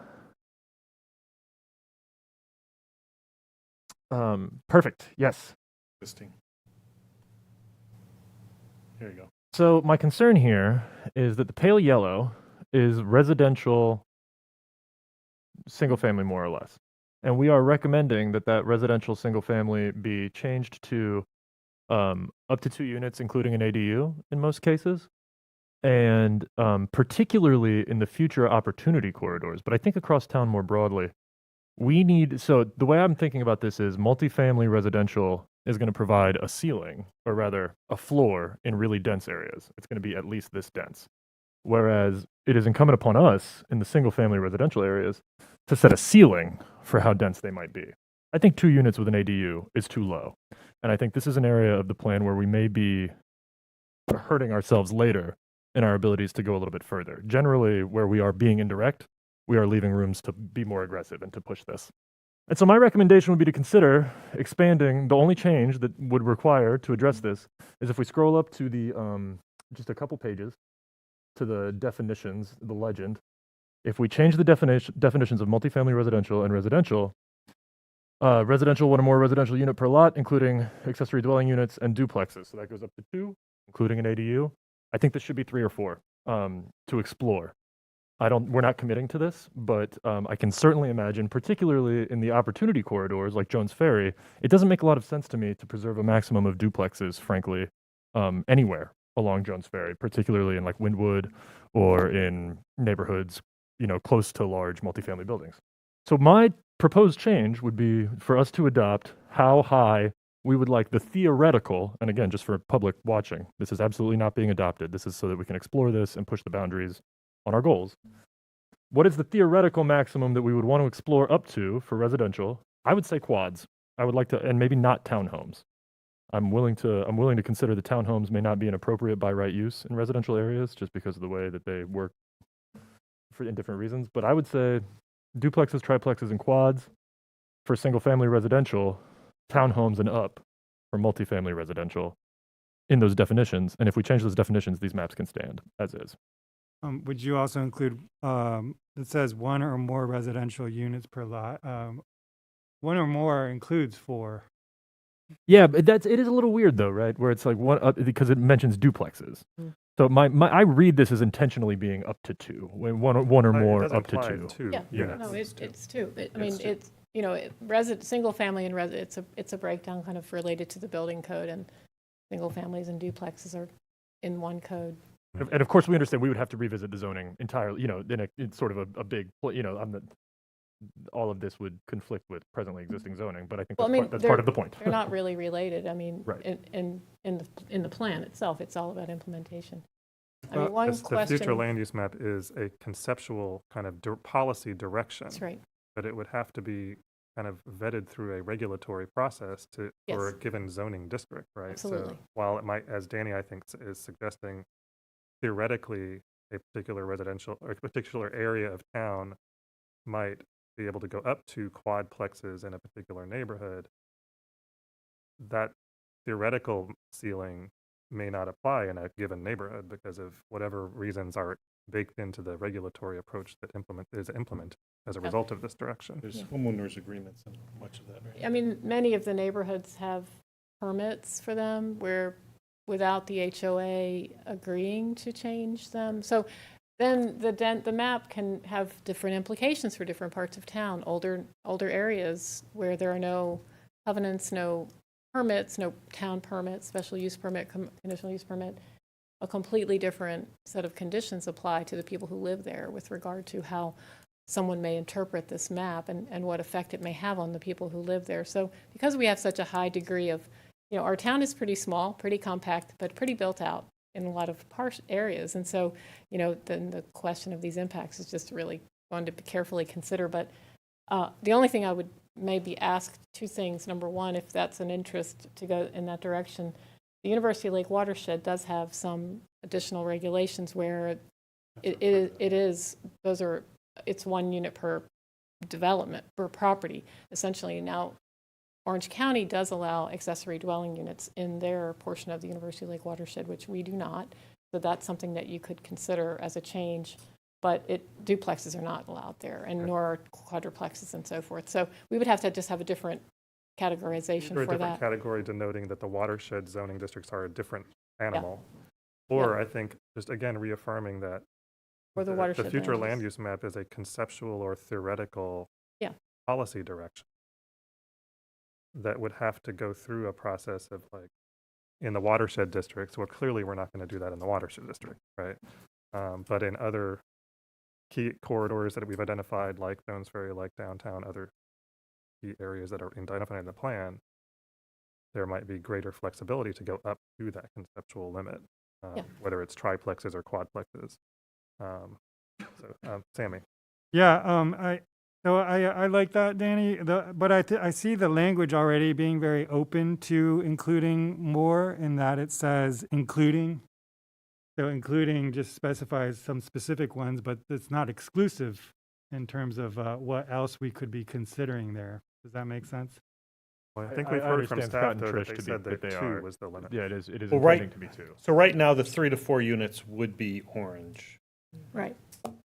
They're orange. Orange. Yellow is up to 2 Yeah. right now. Oh, okay, because I think I was reading residential, 1 or more residential Well, units per lot, including, so 1 or more means 1. So there's a difference between the map and the policy. Okay. Right? So what I'm thinking is, this discussion you're bringing up, Danny, the question is that done in the definitions related to the map, which it can, or is this clarifying the language in the chapter to identify areas that are currently zoned residential to determine places to do a rezoning for up to 4 units? My concern with making the definition of the map is, can that lead to the speculation of property? Because it would be so broad. So that, I'm always thinking of unintended consequences there. So, but I think the concept you're bringing up is a really good one, of allowing essentially at neighborhood level going up to 4 units. And one of the things that we've talked about before is just, I mean, and obviously the whole idea of cross-cutting themes has been included in the plan. But, the whole question of, do you incentivize those land uses through the additional density in conjunction with something like affordable housing? And so to make the land use just immediately, well, if the policies are somewhere else clear, that's why you're willing to say this, we want to see this land use to be, 3 or 4 units, dwelling unit, types in these areas. Is it because there's affordable housing included, or is it just a matter of market rate housing at that density? And that's obviously. And if you pull these two threads of the parking discussion you just had with this together, you can start to see new innovative types of housing being built, right? So Tricia, what you're getting at, so if you're allowing 2 by right now, and you had a policy to say you can get 4 units if one of those, I'm just throwing this idea out here. You now have 4 units, there's a public benefit, right? There's a public benefit by getting an affordable unit as one of those 4 units. So you're talking about 25% of the units theoretically of those being affordable and the only subsidy that you're providing is reduced parking. See, that's why I would like to see you have a definition of difference between affordable and market rate for parking, because then you've done a subsidy without cash. Right? So if you have a lower parking requirement, then there's less pavement, more density, more living. So there's a benefit to providing more affordable units that you wouldn't get if you eliminated all parking requirements for all residents. I mean, isn't parking a cost embedded in a new development to begin with, in that it takes up space that isn't otherwise used for more living space? You're absolutely right. So it is artificially increasing the cost of the development as is. But to get the housing unit down to a truly affordable level, that's not going to happen just with the market. There has to be some trigger to make it worthwhile to provide that affordable unit. At the risk of, losing the thread as we go through, is there a model by which we could reduce for all residential and eliminate for affordable? Absolutely. So that would be, I think, pretty potent. And I think one of the challenges in But my we mind, want to eliminate for a lot of market rate, though. one of the challenges in my mind is this sort of tension about, an understanding that are you going to, do you address the affordability crisis simply by providing more subsidized affordable housing? Or do you have to also address the affordability crisis by addressing the supply in general of all kinds of housing? And I feel like, while I get where you're going with this, I feel like that's assuming that you can really address the affordability crisis by simply incentivizing more subsidized units. And it's not seeing the promise of, in some way, addressing affordability more broadly defined through the supply of housing, of different types of housing, of more housing in general. And so that's where I get kind of tripped up on. You really want both? Yeah. Because exactly. it also depends on how you define affordability, of course. So subsidized is the HUD definition, and all those numbers are in the plan. But then there's a lot of people just above that that can't afford to live in Carrboro. So you don't want to have a situation where it's only subsidized and then wealthy, right? So that missing middle, we maybe haven't emphasized enough in the plan. But that's what we heard through the outreach. People really want to focus on is not necessarily only the subsidized, although they would definitely want that, but it's the income level just above that as well. So given what you've heard here about, yeah, I know, on both the parking question, where I think we sent you in a direction that I felt good about, but now also this, Danny raised, for example, the suggestion about simply changing the definition of residential and multifamily and so on to sort of set expectations. I think what we're coming around to is, we heard from Catherine, for example, earlier about wanting to be clearer and more firm and more assertive about the direction we want to go in. I want to pull that together with what we take away from this conversation. So it's clear, I think we don't have a number on parking, but we're saying there's a goal to what was the phrase, to eliminate minimums in residential. We need more clarity if that's only in circumstances or it's across the board, because I heard both. Well, in the existing expressed. language, it's eliminate minimums in residential districts that are close to transit. But it sounds like there's an additional Okay, so there's interest. consensus that, although I think Sammy would like it broader than that, from what I'm hearing. But we'll have to see what common language we have in that. Consider maximums, you're not quite there on the maximums. And then we'll have a goal of reducing land area devoted to parking. Right. And I think coming back to where I thought we landed with that previous conversation was, it's eliminate minimums in residential districts that are close to transit and use tools, including minimums and maximums, to achieve lower Got it. Amounts of land use that amounts are of land dedicated devoted to to parking in other residential districts. Right. Okay. And then on the residential of up to 4 units, I think the choice is, if everyone likes that idea, is whether that's in the definitions related to the map, or it's a new project or new language of a project regarding residential in the chapter, but not necessarily on the definitions page. Wouldn't it be both? It could be both. Fair line. So the question is, if it's related to the map, it does mean that a lot of those orange areas will disappear and they'll become yellow. Let me take us back to Danny's original expression of the concern about this density issue.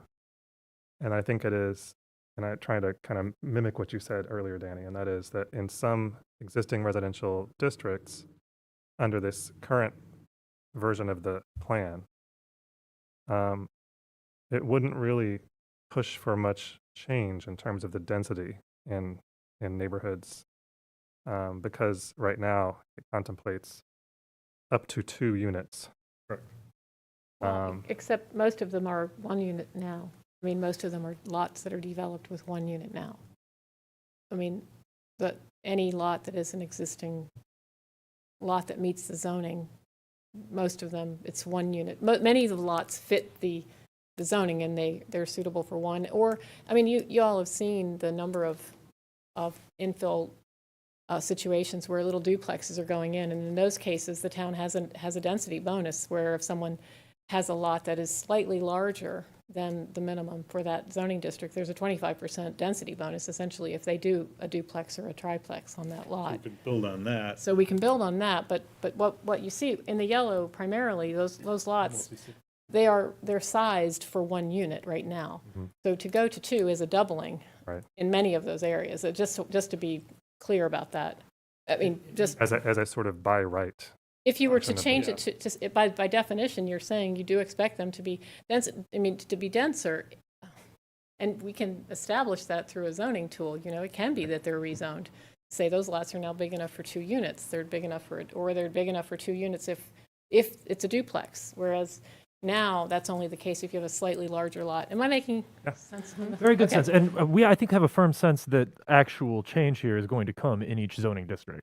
The nature of my concern is that this map, it like really preserves a relatively low level of density compared to towns that are doing everything they can do about affordable housing.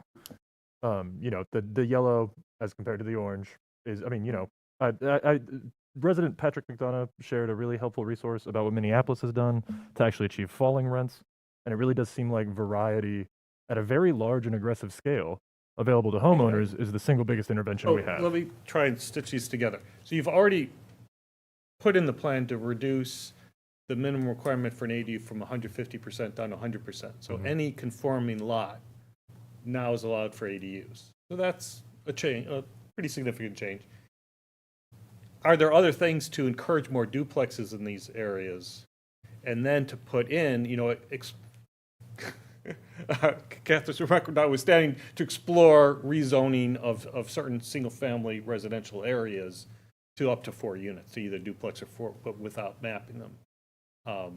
So I guess that's a question to all of you, is that if we change the definition of residential of up to 4 units, it's actually going to appear to be less dense on this map, because those oranges would turn to yellows. That's my concern is. If Well, we're I think that, consistent. but although Danny was also suggesting changing the definition of multifamily to also set a minimum. So that Well, I mean, it's basically to start with townhomes. Start with Just, townhomes and you know, go kind up. of to share space at the ceiling and you know, But I hear your point. Your point is well taken, and I don't mean to be parsing. You didn't want to change the map. I was just trying to be consistent on it. Well, I mean, really, like I say, it's just in most places I feel like we are empowered to go further. I could see in future discussions this coming up as we don't intend to go to 4 in Wynwood, and some of us might. I guess I think that you are correct, and I would appreciate. So we've talked about codifying this a couple of different ways. Can you circle back to your most recent What I was combo solution? getting at is, there's already the policy there that now ADUs can go on any conforming lot.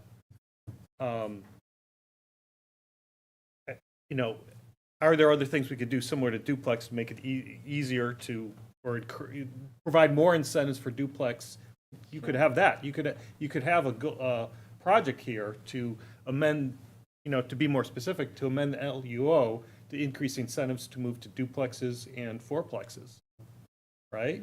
Can I offer an example? Because I think this is something, I know Trish has heard this before, others of us have heard this before from community members who they see, for example, in the old Carrboro neighborhood, they see modest-sized single-family homes that have been there since the 50s or earlier, being torn down and replaced with a single-family home that's much larger, much more expensive, and that's, in my mind, that's a result of what's available and essentially incentivized in our ordinance. And that's what I'd like to have us have an opportunity to see different outcomes.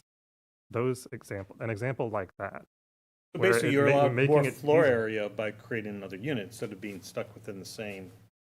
Well, I guess what I'm saying is make it easier for someone who comes in and wants to build a new home on one of those properties to, rather than simply replace a single family home with a larger single family home, to replace it with 2 homes or, whatever, rather than what we have seen happening in some neighborhoods.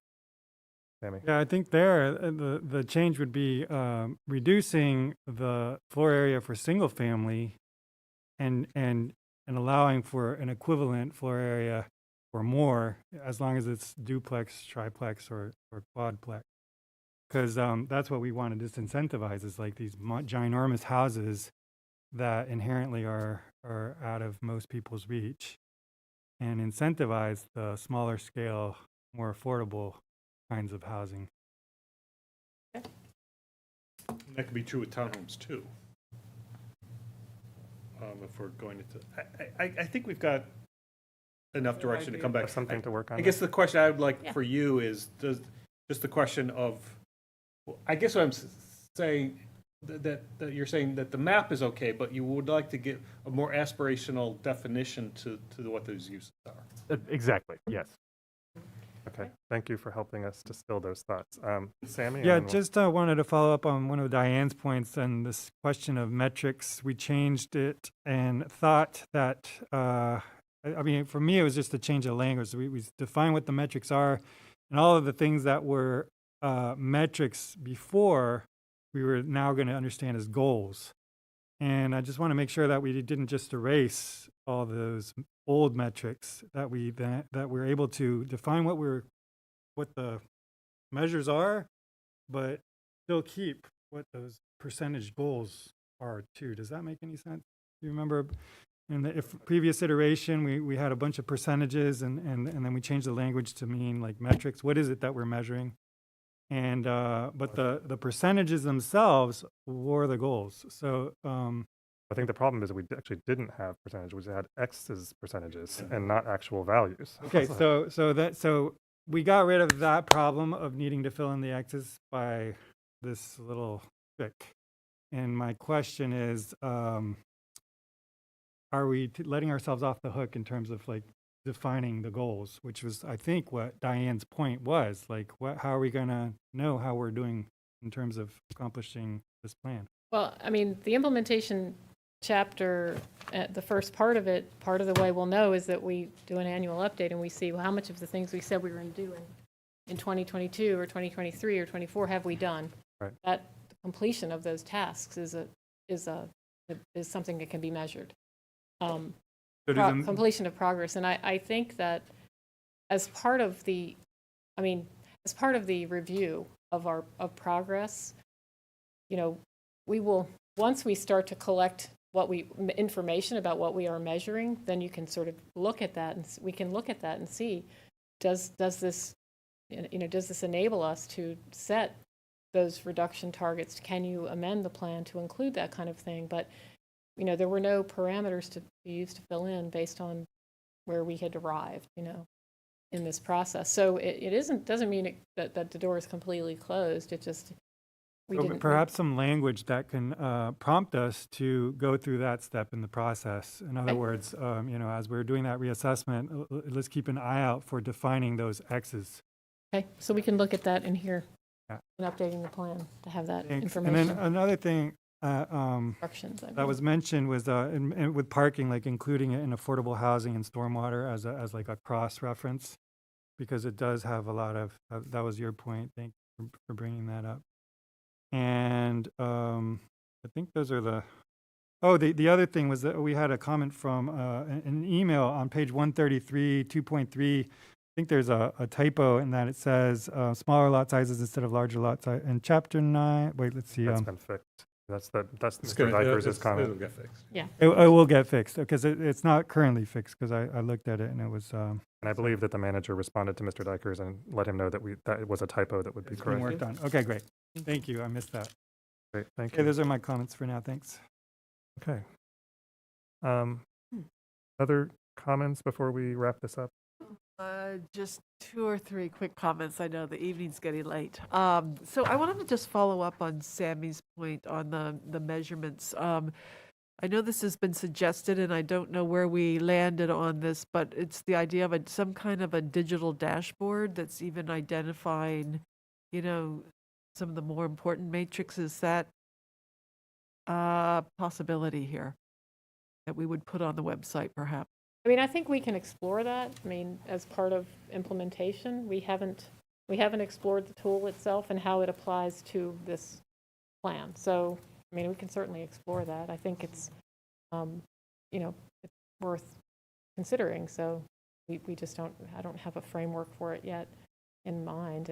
But I know that we can certainly take I'm guessing that Rich would think that was the answer. It sounds like one thing we know for certain is that there will be essentially annual reports That's right. to the council on progress made on the various goals that have been expressed in the implementation section. Yeah.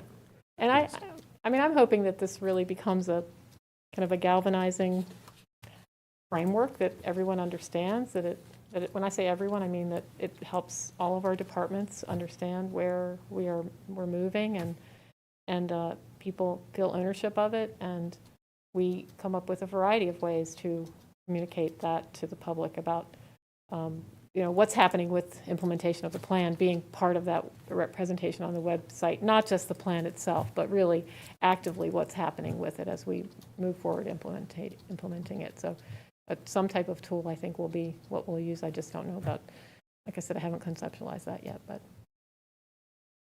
Okay, and I also just wanted to follow up on one point. I think it was in the planning board recommendations, those areas where there has been disagreement.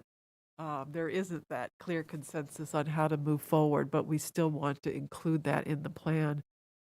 How will that be noted? those are where there's not clear consensus. I think as those items come forward, that's going to be, part of your consideration of what to do, how to decide. That would be the way I would imagine it. It may be difficult to resolve them between now and adoption of this, but That's as you what I'm move forward, wondering is- that'll be evident and, frame, I think, to a large degree, how you go about considering the question. What do we do about engagement on any of those questions? Do we do broader engagement earlier than we might do, where some of the things are more clearly defined? We may step into sort of, the amendment process, for example, sooner than later. But if it's one where it's more, where there is already not a clear direction, then we would probably do community engagement to try and, get a better handle on the direction you might want to take. But And I think in one of those, for example, Catherine mentioned, one of those controversial examples is, of course, the portions of the Bowling Creek Greenway Conceptual Master Plan. And we were tried to be very purposeful in our direction to staff and to TESCA that we want the language about that specific issue to reflect what we already worked very hard to put into the updated or the 2020 bike plan, so that we were being clear that we were not sort of stepping outside of the process we'd already shared with the community in terms of setting expectations about this is the council. The council has to come up with as you said, an engagement process around that topic, and that's in our laps. And this plan isn't going to solve that particular controversy. Is that okay? That's Makes good for sense? me. Thank you. You bet. Very much appreciate y'all Thank you bearing with both us. for being so receptive to us and patient and helping us sort of weave all of these thoughts together. It's really helpful. You've heard some comments tonight about some more clear and firm direction on the parking question, the residential density question, Sammy's comments about sort of how progress will be defined along the way as you get through those implementation steps. Cross-reference of the parking issue in the stormwater and housing sections, just so it's clear that that is a relevant consideration for the parking issue. And I had a question earlier from Barbara about the clarity of how the One Orange racial equity framework informs the implementation of the plan, if I understand the comment properly. And it sounds like you'll be getting a few more comments from council members potentially between now and Monday. That's what we heard from you. So aside from those specific issues, anything we missed in terms of our conversation tonight? I think Linda Hawk was kind of still a little confused about the greenways question that I had mentioned earlier. She seemed like she was still a little confused about that, so I don't know if there's any way to make that a little bit clearer, in the implementation. I think one of the issues was there's actually a correction that needs to be made. Maybe that's what it is. There was an incorrect reference to the Bowling Creek Conceptual Master Plan. Yes. And instead should be the Watershed Restoration Watershed Restoration Plan. Thank Yes. you very much.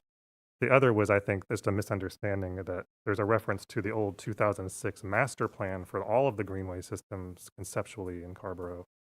That was a correct reference. Yes. So there's no clarity to be made there. You think that's pretty clear? You think?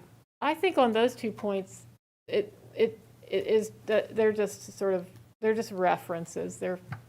One's a correction, one is just an older plan reference, and it was the intended reference. That's the only thing. But we do have, we have identified corrections. Anita provided comments, she's part of the staff comments in the pages 7 and 8 of the attachment E, I think. And one of those comments is about the planning department taking the lead on the design part of greenways. And then we'll also be adding the Greenways Commission in there specifically into that implementation for item 2.5A, I think. And I think just to reiterate on the specific issue of phases 3 and 4 of the Bowling Creek Greenway Conceptual Master Plan, we were very intentional in directing you to include language that is consistent with our previous position, adopted position, that this is an issue for the council to decide and is not being, there's nothing in this plan that is shifting direction on that until such time as the council does make a decision about it. That's right. The language matches what's in the adopted bike plan. That's right. From 2021. And, well, there's one change. That plan referenced the point of adoption, right. 2021. This one says, as of April 2022, the hasn't direction changed. from the council is to do the following. So that's the only change. It's just updating the date since this plan is being adopted a year later. So I look forward to, if she has other questions, we're absolutely available to try to answer them, or a suggestion for language to, through you all to us to consider it and do our best to make it clear. Great. So, Mr. Manager, it sounds like we'll be coming back to this on June 7th for adoption. And appreciate Scott and Trish very much. And then you will be free. And then you, yes. Thank you both. Beginning. Thank you. Thank you all so much.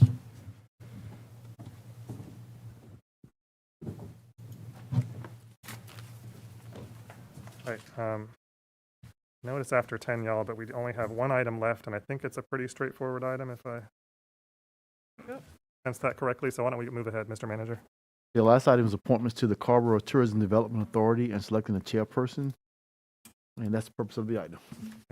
So there are 3 seats on the Tourism Development Authority.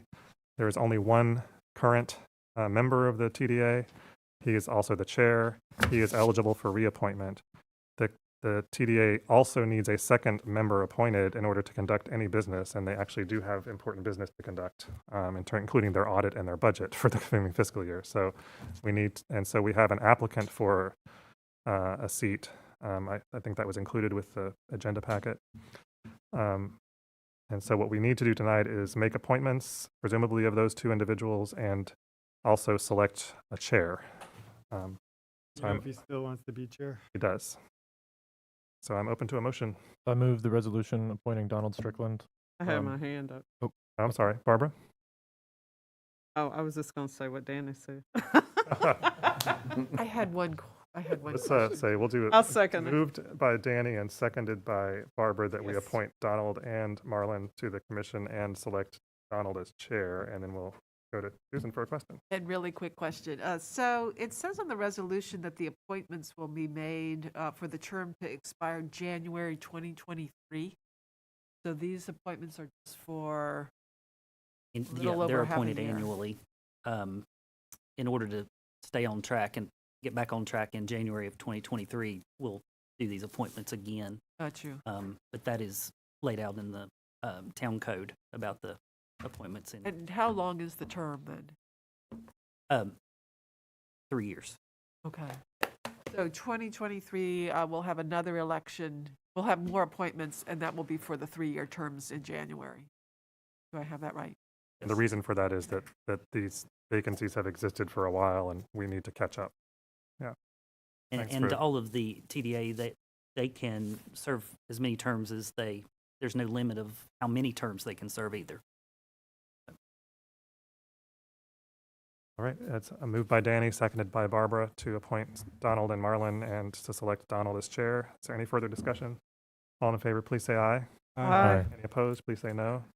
The matter passes unanimously. Question, matter for the board. Mr. Manager, thank you for your email about the change and canceling our last meeting of this month and some of the budget things on May 24th. My question is, climate budget, I think was intended to be before those discussions. Where is it now in this process? So the plans are part of the FY23 budget overview. We're going to pause within that conversation and talk about the climate budget as a part of the FY23 budget discussion. Pause, what does that mean? It'll be a part of the FY23 budget. We'll have a section there devoted specifically to the climate action budget. Okay, thank you.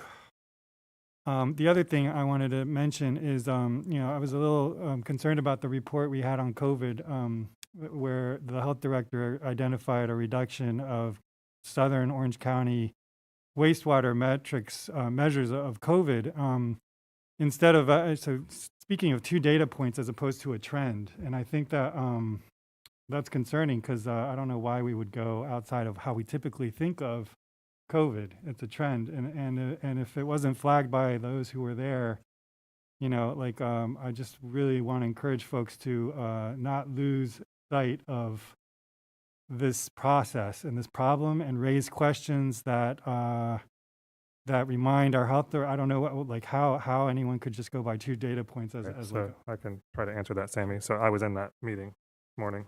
I think the notes are reflecting kind of a comment that the health director made, just noting that the most recent data point happens to be lower than the previous one. She was not commenting on the trend. She's very much aware that the important data to be looking at is the trend.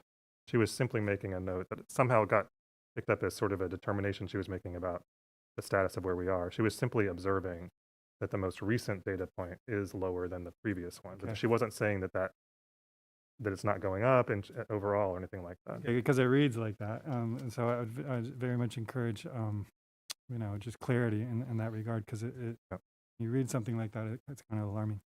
And it's good to see that there isn't any ICU increases. But again, I think we can learn from other places that have been experiencing this, are seeing hospitalizations increase. And it's kind of crazy that we're still going by the CDC hospitalization metrics, because we've seen this trend coming, and we really need to be thinking about, masks as an opportunity. It'll be interesting to see as students leave, what the wastewater will do, because that's a lot of poop that doesn't go into the system, and maybe, less COVID. So, And I think that's something that she mentioned too, is now that the population has changed, the local population has changed, we'll see what impact that has on the data. Yeah. but we won't see that till 2 weeks from now. There's a big problem of a continued delay in our metric. That's it. Thank you. All right. Entertain a motion to adjourn. Moved by Susan, seconded by Danny, that we adjourn. All in favor, please say aye. Aye. Any opposed? So no. The matter passes unanimously. Thanks, everyone.